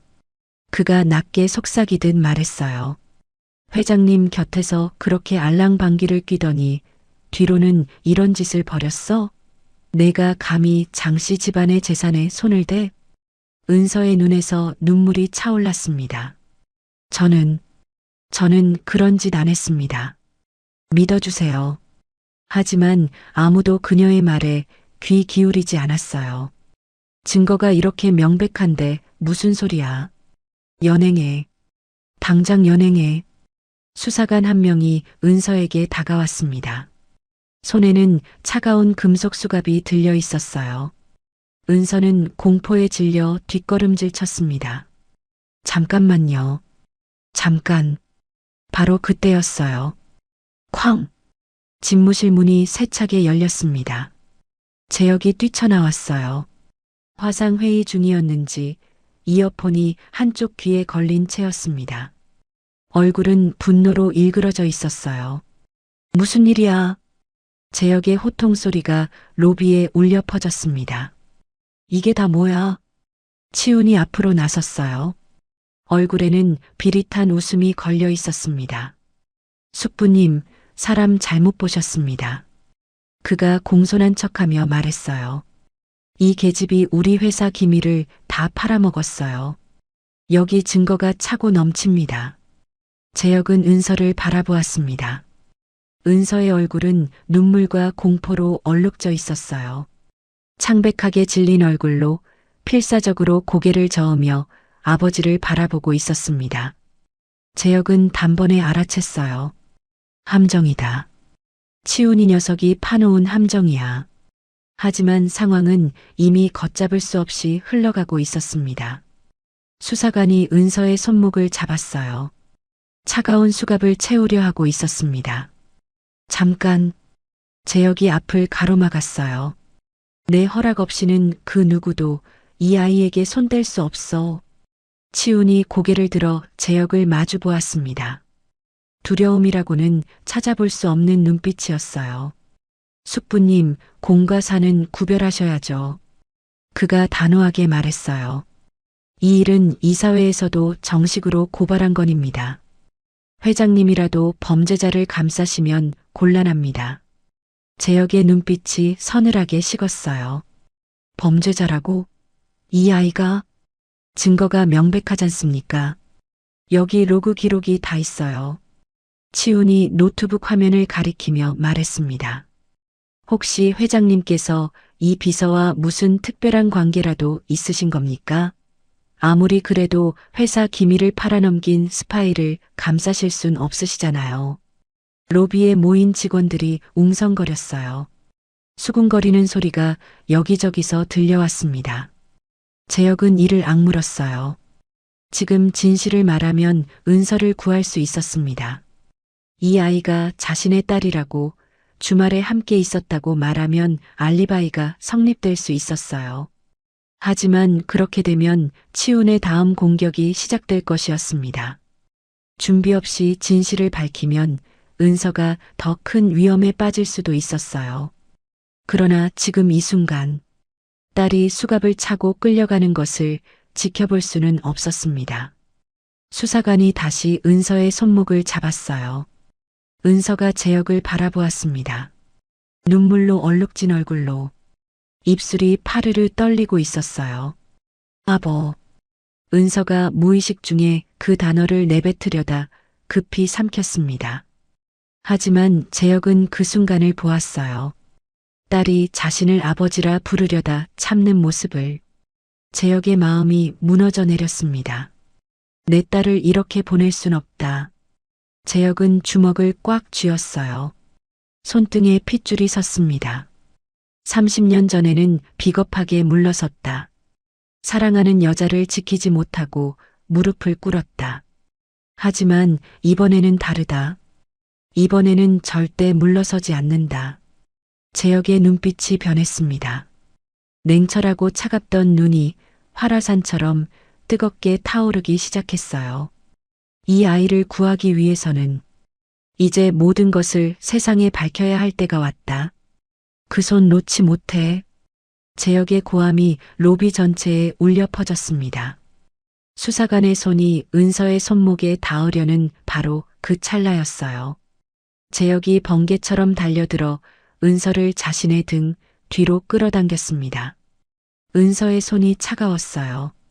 공포에 질려 벌벌 떨고 있었습니다. 재혁은 그 손을 꽉 쥐며 딸을 등 뒤에 숨겼어요. 재혁의 눈빛이 달라져 있었습니다. 평생 냉철함을 잃은 적 없던 그 눈에 생전 처음 보는 살기가 서려 있었어요. 누구든 건드리면 죽여버리겠다는 듯한 눈빛이었습니다. 비서실이 조용해졌어요. 소문을 듣고 찾아온 직원들이 숨을 죽이고 그 광경을 지켜보고 있었습니다. 치훈이 한 발짝 앞으로 나섰어요. 눈을 가늘게 뜨며 비아냥거렸습니다. 숙부님. 그의 목소리에는 조롱이 섞여 있었어요. 전 직원이 보고 있습니다. 고작 비서 하나 때문에 회장님의 권위를 바닥에 내팽개치실 겁니까? 증거가 이렇게 명백한데 범죄자를 감싸시면 회장님 체면이 어떻게 되겠습니까? 재혁의 눈이 번뜩였어요. 체면? 낮고 위험한 목소리였습니다. 내 체면은 내 사람을 지킬 때 나오는 거다. 재혁은 치훈이 손에 들고 흔들어대던 서류를 가차없이 빼앗았어요. 그리고 바닥에 내동댕이 쳤습니다. 이 서류에 적힌 시간이 주말이라고 했나? 재혁이 치훈을 노려보며 말했어요. 장상무, 내가 큰 실수를 했구나. 치훈의 눈이 미세하게 흔들렸습니다. 그 시각에 이 아이는 나와 함께 있었다. 로비에 웅성거리는 소리가 퍼졌어요. 회장님과 함께? 주말에? 무슨 소리지? 직원들이 서로 눈치를 보며 수군거렸습니다. 이 사진들의 얼굴에도 의아한 표정이 떠올랐어요. 치훈이 재빨리 반격에 나섰습니다. 그게 무슨 말씀이십니까, 숙부님? 그가 비웃듯이 말했어요. 주말에 두 분이 어디서 뭘 하셨다는 겁니까? 증거라도 있으십니까? 이건 엄연한 산업 스파이 사건입니다. 개인적인 감정으로 막으실 수 있는 일이 아닙니다. 로비의 술렁임이 더욱 커졌어요. 회장님이 비서랑 주말에 같이 있었다고? 설마 무슨 부적절한 관계인 건가? 그래서 저렇게 감싸는 거야? 추잡한 오해의 시선들이 번지기 시작했습니다. 재혁은 그 시선들을 느꼈어요. 하지만 개의치 않았습니다. 그는 등 뒤에 숨어 있는 은서를 끌어당겨 자신의 옆에 세웠어요. 그리고 은서의 어깨를 단단히 감싸 안았습니다. 재혁은 전 직원을 향해 천천히 돌아섰어요. 그리고 입을 열었습니다. 묵직하고 단호하고 가슴을 뒤흔드는 목소리로 내 딸이다. 전체가 얼어붙었어요. 이 아이는 30년 전 내가 내 비겁함 때문에 지켜주지 못한 내 목숨보다 귀한 내 딸 이은서다. 침묵. 아무도 입을 열지 못했습니다. 비명 같은 경악이 사람들의 얼굴에 떠올랐어요. 그리고 이내 무거운 정적이 복도를 뒤덮었습니다. 치훈의 얼굴이 사색이 되었어요. 그는 믿을 수 없다는 듯 뒷걸음질 쳤습니다. 말도 안 돼. 그의 목소리가 떨렸어요. 딸이라니요? 숙부님은 자식이 없으시지 않습니까? 이건 조작입니다. 저 여자가 숙부님을 꼬드겨서 퍽! 재혁의 손이 번개처럼 움직였어요. 치훈의 뺨이 세차게 꺾였습니다. 그의 몸이 휘청거리며 뒤로 밀려났어요. 로비의 탄성이 터져 나왔습니다. 재혁은 은서의 목에 걸린 금반지를 꺼내 치훈의 눈앞에 들이밀었어요. 이게 뭔지 아느냐? 낮고 서늘한 목소리였습니다. 30년 전 내가 이 아이의 어머니에게 준 반지다. 세상에 단 2개뿐인 반지. 여기 안쪽에 내 이니셜이 새겨져 있어. 재혁은 또 하나의 반지를 꺼냈어요. 자신이 간직해온 남자용 반지. 이건 내가 가지고 있던 거다. 이 2개의 반지가 30년 만에 다시 만났어. 그리고 유전자 검사 결과도 있지. 친자 확률 99.9%. 치훈의 얼굴이 흑빛으로 변했어요. 내 자식이 내 재산을 훔친다는 게 말이 된다고 생각하느냐? 재혁이 치훈을 향해 한 발짝 다가섰습니다. 치훈이 본능적으로 뒷걸음질 쳤어요. 내 놈이 감히 내 딸에게 누명을 씌워. 재혁의 목소리가 폭발했습니다. 이 아이는 장재혁의 유일한 후계자다. 치훈의 다리에서 힘이 빠졌어요. 그는 그 자리에 털썩 주저앉았습니다. 그럴 리가 없어. 그가 중얼거렸지만 이미 게임은 끝나 있었어요. 재혁이 보안팀장을 향해 돌아섰습니다. 당장 저놈의 집무실부터 털어. 서슬 퍼런 명령이 떨어졌어요. 누가 이 아이의 아이디로 접속했는지 IP 추적해. 로그 기록 전부 분석하고 조작의 증거를 찾아내. 보안팀장이 황급히 고개를 숙였습니다. 알겠습니다, 회장님. 보안팀 직원들이 움직이기 시작했어요. 치훈의 얼굴이 공포로 일그러졌습니다. 숙부님, 잠깐만요. 저는. 하지만 아무도 그의 말에 귀 기울이지 않았어요. 재혁이 수사관들을 향해 말했습니다. 이 아이는 내 딸이고 조작된 증거의 피해자입니다. 진짜 범인은 저기 바닥에 주저앉아 있는 자입니다. 수사 방향을 바꾸시오. 수사관들이 서로 눈치를 보다가 고개를 끄덕였어요. 알겠습니다. 그들이 치훈에게로 다가갔습니다. 장치훈 상무님, 몇 가지 확인할 게 있습니다. 함께 가시죠. 잠깐만. 나는 아무것도. 치훈이 발버둥 쳤지만 소용없었어요. 그는 수사관들에게 팔을 붙잡힌 채 끌려나갔습니다. 복도에 남은 것은 아수라장이었어요. 웅성거리는 소리, 놀란 얼굴들, 그리고 믿을 수 없다는 표정으로 서 있는 직원들. 재혁은 그 모든 것을 외면한 채 천천히 은서를 향해 돌아섰습니다. 은서는 여전히 그 자리에 서 있었어요. 눈물이 얼굴을 타고 흘러내리고 있었습니다. 입술이 파르르 떨리고 있었어요.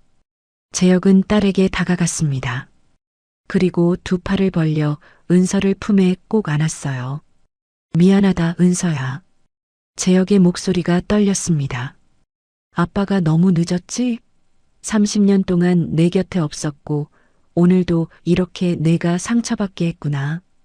은서의 어깨가 들썩거렸어요. 아빠가 미안하다. 정말 미안하다. 재혁은 딸의 머리를 쓰다듬으며 말했습니다. 이제 아무도 널 건드리지 못하게 할게. 아빠가 지켜줄게. 은서는 아버지의 품에 얼굴을 묻었어요. 참아왔던 오열이 터져나왔습니다. 아버지. 처음으로 사람들 앞에서 그렇게 부를 수 있었어요. 아버지. 아버지. 은서는 아버지의 심장 소리를 들으며 울었습니다. 30년 동안 그리워했던 소리였어요. 한 번도 들어본 적 없지만 어딘가에서 늘 듣고 싶었던 소리. 재혁도 눈물을 참지 못했어요. 눈에서 뜨거운 것이 흘러내렸습니다. 복도에 서 있던 직원들이 하나둘 고개를 숙이기 시작했어요. 누군가는 눈시울을 붉히고 누군가는 조용히 자리를 피했습니다. 아수라장 같던 비서실과 복도가 서서히 조용해졌어요. 그 한복판에서 30년 만에 만난 아버지와 딸이 서로를 안고 울고 있었습니다. 끊어졌던 인연이 다시 이어지는 순간이었어요. 숨겨왔던 진실이 마침내 세상에 드러난 순간이었습니다. 사건이 일단락된 지 일주일 뒤 본사 대강당에는 수백 명의 기자가 몰려들었습니다. 카메라 플래시가 쉴 새 없이 터져나왔고 웅성거리는 소리가 홀 전체를 가득 채웠어요. 대한민국 최고의 재벌 장제혁 회장이 긴급 기자회견을 연다는 소식에 모든 언론사가 달려온 것이었습니다. 일주일 전 회사 로비에서 벌어진 일은 이미 뉴스를 통해 세상에 퍼져 있었어요. 숨겨진 딸의 존재, 조카의 배신, 산업 스파이 누명 사건. 사람들은 그 뒷이야기가 궁금해서 안달이 나 있었습니다. 단상 위에 마이크가 놓여 있었어요. 그 앞에 재혁이 서 있었습니다. 일주일 전과는 다른 모습이었어요. 수척해졌지만 눈빛은 오히려 맑아져 있었습니다. 어깨에서 30년 동안 짊어졌던 무거운 짐을 내려놓은 사람의 얼굴이었어요. 재혁의 옆에는 은서가 서 있었습니다. 이제 비서의 정장이 아니라 단아한 원피스를 입은 모습이었어요. 긴장한 듯 아버지의 손을 꼭 잡고 있었습니다. 플래시 세례가 쏟아졌어요. 셔터 소리가 우박처럼 쏟아졌습니다. 재혁은 마이크 앞으로 다가갔어요. 그리고 천천히 입을 열었습니다. 오늘 저는 이 자리에서 한 남자의 처절한 참회록을 전하려 합니다. 장내가 조용해졌어요. 수백 명의 기자가 숨을 죽이며 재혁의 다음 말을 기다렸습니다. 30년 전 저는 야망에 눈이 멀었습니다. 재혁의 목소리가 대강당 전체에 울려 퍼졌어요. 세상에서 가장 소중한 여인이 있었습니다. 이정은이라는 이름에 가난했지만 누구보다 맑고 따뜻한 사람이었습니다. 저는 그녀를 사랑했습니다. 영원히 함께하겠다고 약속했습니다. 재혁의 눈이 먼 곳을 응시했어요. 하지만 저는 그 약속을 지키지 못했습니다. 집안의 반대 앞에서 비겁하게 무릎을 꿇었습니다. 그녀가 제 아이를 가졌다는 것도 모른 채 회사를 지키겠다는 핑계로 도망쳤습니다. 기자들 사이에서 웅성거리는 소리가 났어요. 그녀는 혼자서 아이를 낳았습니다. 혼자서 27년을 버텼습니다. 병원비가 없어서 아플 때도 병원에 가지 못했고 끼니를 굶으면서도 아이의 학비를 댔습니다. 그리고 3년 전 이 세상을 떠났습니다. 재혁의 목소리가 살짝 떨렸어요. 저는 아무것도 몰랐습니다. 30년 동안 그녀가 어디서 어떻게 살았는지, 살아있는지조차 알지 못했습니다. 아니, 알려고 하지 않았습니다. 너무 부끄러웠으니까요. 너무 비겁했으니까요. 재혁은 옆에 서 있는 은서를 바라보았어요. 딸의 손을 꼭 잡았습니다. 그리고 저는 우연히 제 딸을 만났습니다. 이은서, 제가 30년 동안 존재조차 몰랐던 제 피를 나눈 딸입니다. 카메라 플래시가 미친 듯이 터져 나왔어요. 재혁은 은서의 손을 높이 들어 올렸습니다. 이 아이는 아무것도 모른 채 제 회사에 비서로 입사했습니다. 그리고 저는 뒤늦게 진실을 알게 되었습니다. 유전자 검사를 통해 이 아이가 틀림없는 제 딸이라는 것을 확인했습니다. 재혁의 눈빛이 단단해졌어요. 저는 오늘부로 회장직에서 완전히 물러납니다. 장내가 술렁였어요. 기자들이 놀라 서로를 쳐다보았습니다. 제 딸은 경영의 뜻이 없습니다. 저 또한 딸이 이 비정한 재계의 싸움터에 휘말리길 원치 않습니다. 앞으로 회사는 전문 경영인 체제로 운영될 것입니다. 재혁의 선언에 기자들 사이에서 웅성거림이 더욱 커졌어요. 그리고 한 가지 더 말씀드릴 것이 있습니다. 재혁의 눈빛이 서늘하게 식었어요. 최근 발생한 산업 스파이 사건에 대해 말씀드리겠습니다. 조사 결과 이 사건은 제 조카 장치훈 상무가 자신의 입지를 다지기 위해 치밀하게 조작한 것으로 밝혀졌습니다. 기자들의 카메라가 일제히 한 방향을 향했어요. 대강당 한쪽 구석에 장치훈이 앉아 있었습니다. 경찰들에게 둘러싸인 채 그의 얼굴은 흑빛으로 변해 있었어요. 장치훈 상무는 제 딸 은서의 아이디를 도용하여 기밀 유출을 조작했습니다. 무고한 사람에게 누명을 씌워 파멸시키려 했습니다. 그것도 제 눈앞에서. 재혁의 목소리가 차갑게 가라앉았어요. 본 회사는 장치훈 상무를 무고죄, 업무방해죄, 그리고 배임 및 횡령 혐의로 고소했습니다. 법이 허용하는 가장 무거운 처벌을 받게 할 것입니다. 치훈의 얼굴이 일그러졌어요. 그는 자리에서 일어나려 했지만 경찰들이 그를 붙잡았습니다. 저건 사실이 아닙니다. 숙부님, 숙부님. 치훈이 외쳤지만 아무도 귀 기울이지 않았어요. 그는 경찰들에게 끌려 대강당 밖으로 나갔습니다.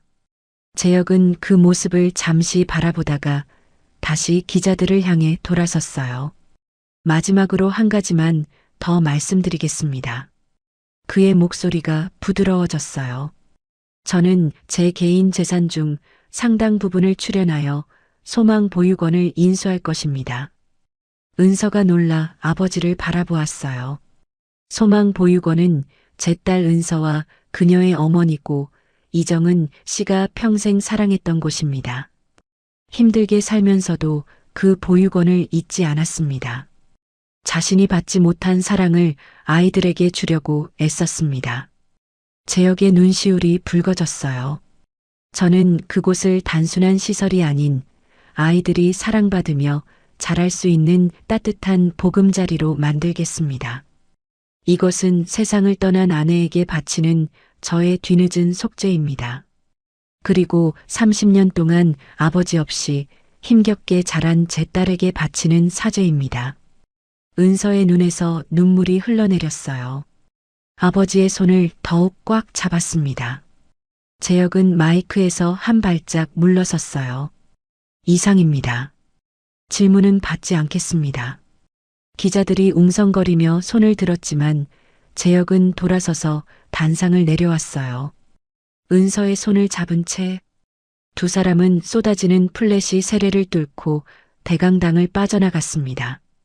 한 달 뒤 경기도 외곽의 한적한 시골길, 소망 보육원의 아침이 밝아왔어요. 보육원은 한 달 전과는 완전히 달라져 있었습니다. 낡고 빛바랬던 건물은 깔끔하게 새 단장을 했어요. 운동장에는 새로운 놀이기구들이 설치되었고 아이들의 웃음소리가 끊이지 않았습니다. 그리고 그 운동장 한쪽에서 한 남자가 빗자루를 들고 마당을 쓸고 있었어요. 재혁이었습니다. 하지만 한 달 전에 그 모습이 아니었어요. 수억 원대의 양복 대신 낡은 면바지와 편한 점퍼를 입고 있었습니다. 고급 구두 대신 흙이 묻어도 괜찮은 운동화를 신고 있었어요. 재혁은 빗자루를 움직이며 낙엽을 쓸었습니다. 허리를 숙여 아이들이 흘린 장난감을 주었어요.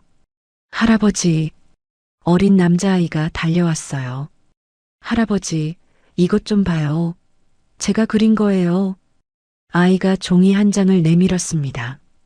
크레파스로 그린 그림이었어요. 집과 나무, 그리고 3명의 사람이 손을 잡고 있는 그림. 재혁은 빗자루를 내려놓고 아이의 눈높이에 맞춰 쪼그려 앉았어요. 어디 보자. 와, 잘 그렸구나. 이게 누구야? 이건 우리 할아버지고요. 이건 은서 선생님이고요. 이건 저예요. 아이가 활짝 웃으며 말했어요. 재혁의 얼굴에 미소가 번졌습니다. 따뜻하고 인자한 미소였어요. 집무실에서 냉혈한으로 불리던 그 사람이 맞나 싶을 정도로 부드러운 표정이었습니다. 고맙다. 할아버지가 이거 보물처럼 간직할게. 재혁은 아이의 머리를 쓰다듬었어요. 할아버지, 저랑 같이 놀아요. 다른 아이가 달려왔습니다. 또 다른 아이도 달려왔어요. 금세 5-6명의 아이들이 재혁을 둘러쌌습니다. 나도요. 나도요. 할아버지, 그네 밀어주세요. 공놀이해요. 아이들의 제잘거리는 소리에 재혁은 웃음을 터뜨렸어요. 그래, 그래. 다 같이 놀자. 천천히, 차례차례. 재혁은 아이들의 손을 잡고 운동장으로 걸어갔습니다.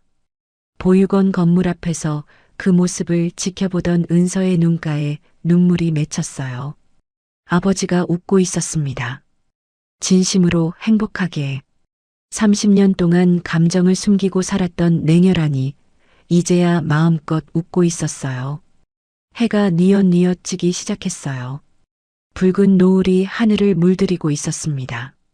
재혁과 은서는 보육원 마당 한쪽에 있는 커다란 느티나무 아래에 나란히 앉았어요. 30년 전부터 그 자리를 지켜온 정은이가 그토록 좋아했다는 그 나무. 두 사람은 한동안 말없이 노을을 바라보았습니다. 재혁이 품 안에서 무언가를 꺼냈어요. 목걸이였습니다. 그 목걸이에는 2개의 금반지가 나란히 걸려 있었어요. 정은이의 반지와 재혁의 반지. 30년 만에 다시 만난 2 반지가 이제 하나의 목걸이에 함께 걸려 있었습니다. 재혁은 그 반지들을 노을빛에 비춰보았어요. 빛바래고 낡은 금빛이 노을을 받아 찬란하게 빛났습니다. 은서야. 재혁이 나지막이 불렀어요. 네, 아버지. 돈으로 세상을 다 가졌을 땐 늘 가슴이 시렸다. 재혁의 목소리가 잔잔했어요. 아무리 많이 벌어도, 아무리 높이 올라가도 항상 뭔가 빠진 것 같았어. 마음 한구석이 늘 허전했지. 그게 뭔지도 모르고 30년을 살았다. 재혁은 고개를 돌려 딸을 바라보았어요. 이제야 알겠구나. 내가 잃어버렸던 게 뭔지. 은서가 아버지를 바라보았습니다. 그게 뭔데요, 아버지? 가족이었어. 재혁의 눈가에 눈물이 맺혔어요. 정은이와 너. 내가 30년 전에 지켜주지 못한 가족. 그걸 잃어버리고 살았던 거야. 재혁은 은서의 손을 잡았습니다. 미안하다, 은서야. 30년 동안 내 곁에 없어서, 내가 힘들 때 함께하지 못해서, 내 엄마가 떠날 때도 곁에 없어서, 은서의 눈에서도 눈물이 흘러내렸어요. 아버지. 응. 엄마가 생전에 자주 하시던 말씀이 있어요. 은서가 눈물을 훔치며 말했습니다. 행복해지려면 어렵지 않다고. 그냥 옆에 사람이 있으면 된다고. 사랑하는 사람이 곁에 있으면 그게 행복이라고. 재혁의 입술이 떨렸어요. 엄마는 항상 그렇게 말씀하셨어요. 은서야, 언젠가 내가 사랑하는 사람을 만나면 꼭 붙잡아라. 절대 놓지 마라. 함께 있는 것만으로도 행복할 수 있는 사람을 만나면 그게 내 인생 최고의 행운이다. 재혁은 고개를 숙였어요. 눈물이 뺨을 타고 흘러내렸습니다. 내 엄마는 정말 끝까지 나를 원망하지 않았구나. 네. 은서이 고개를 끄덕였어요. 엄마는 아버지를 사랑하셨어요. 돌아가시는 날까지. 재혁은 하늘을 올려다보았습니다. 붉은 노을이 점점 짙어지고 있었어요. 정은아. 그가 하늘을 향해 나지막이 불렀어요.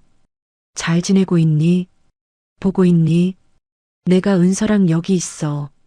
내가 그렇게 좋아하던 이 느티나무 아래에. 바람이 불었어요. 느티나무 잎들이 살랑살랑 흔들렸습니다.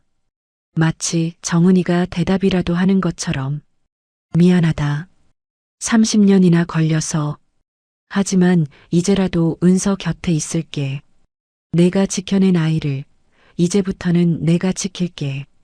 재혁은 눈물을 훔치며 미소 지었어요. 그러니까 거기서 편히 쉬어. 우리 딸은 내가 잘 돌볼 테니까. 은서가 아버지의 손을 꼭 잡았어요. 재혁도 딸의 손을 꽉 잡았습니다. 은서야. 네, 아버지.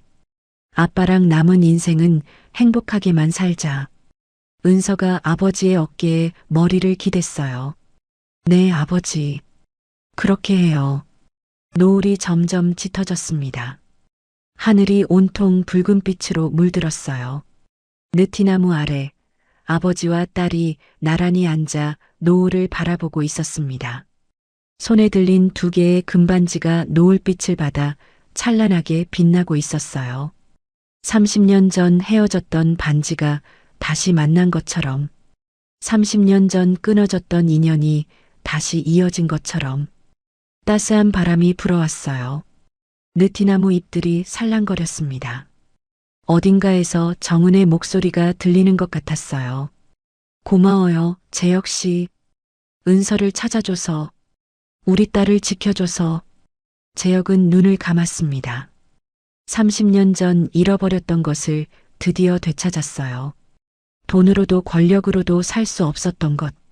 세상 무엇보다 소중한 것. 가족이라는 이름의 행복을.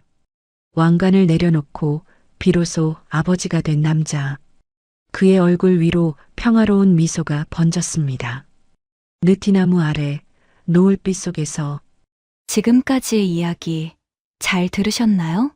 30년이라는 긴 세월 동안 서로의 존재조차 모른 채 살아온 아버지와 딸이 이 낡은 금반지 하나로 다시 만나게 되었어요. 때로는 우리가 놓쳐버렸다고 생각한 인연도 어딘가에서 끈질기게 이어지고 있는지도 모릅니다. 후회와 그리움을 안고 사셨던 분들께 이 이야기가 작은 위로가 되었으면 합니다. 지금 곁에 있는 소중한 사람에게 오늘 한 번쯤 따뜻한 말 한마디 건네보시는 건 어떨까요? 여러분의 하루하루가 조금 더 따뜻해지기를 바랍니다. 오늘의 이야기가 공감되셨다면 구독과 좋아요를 눌러주세요. 주인공들을 위한 응원의 댓글도 남겨주시면 감사하겠습니다. 더 좋은 영상으로 인사드리겠습니다. 인생나날이었습니다.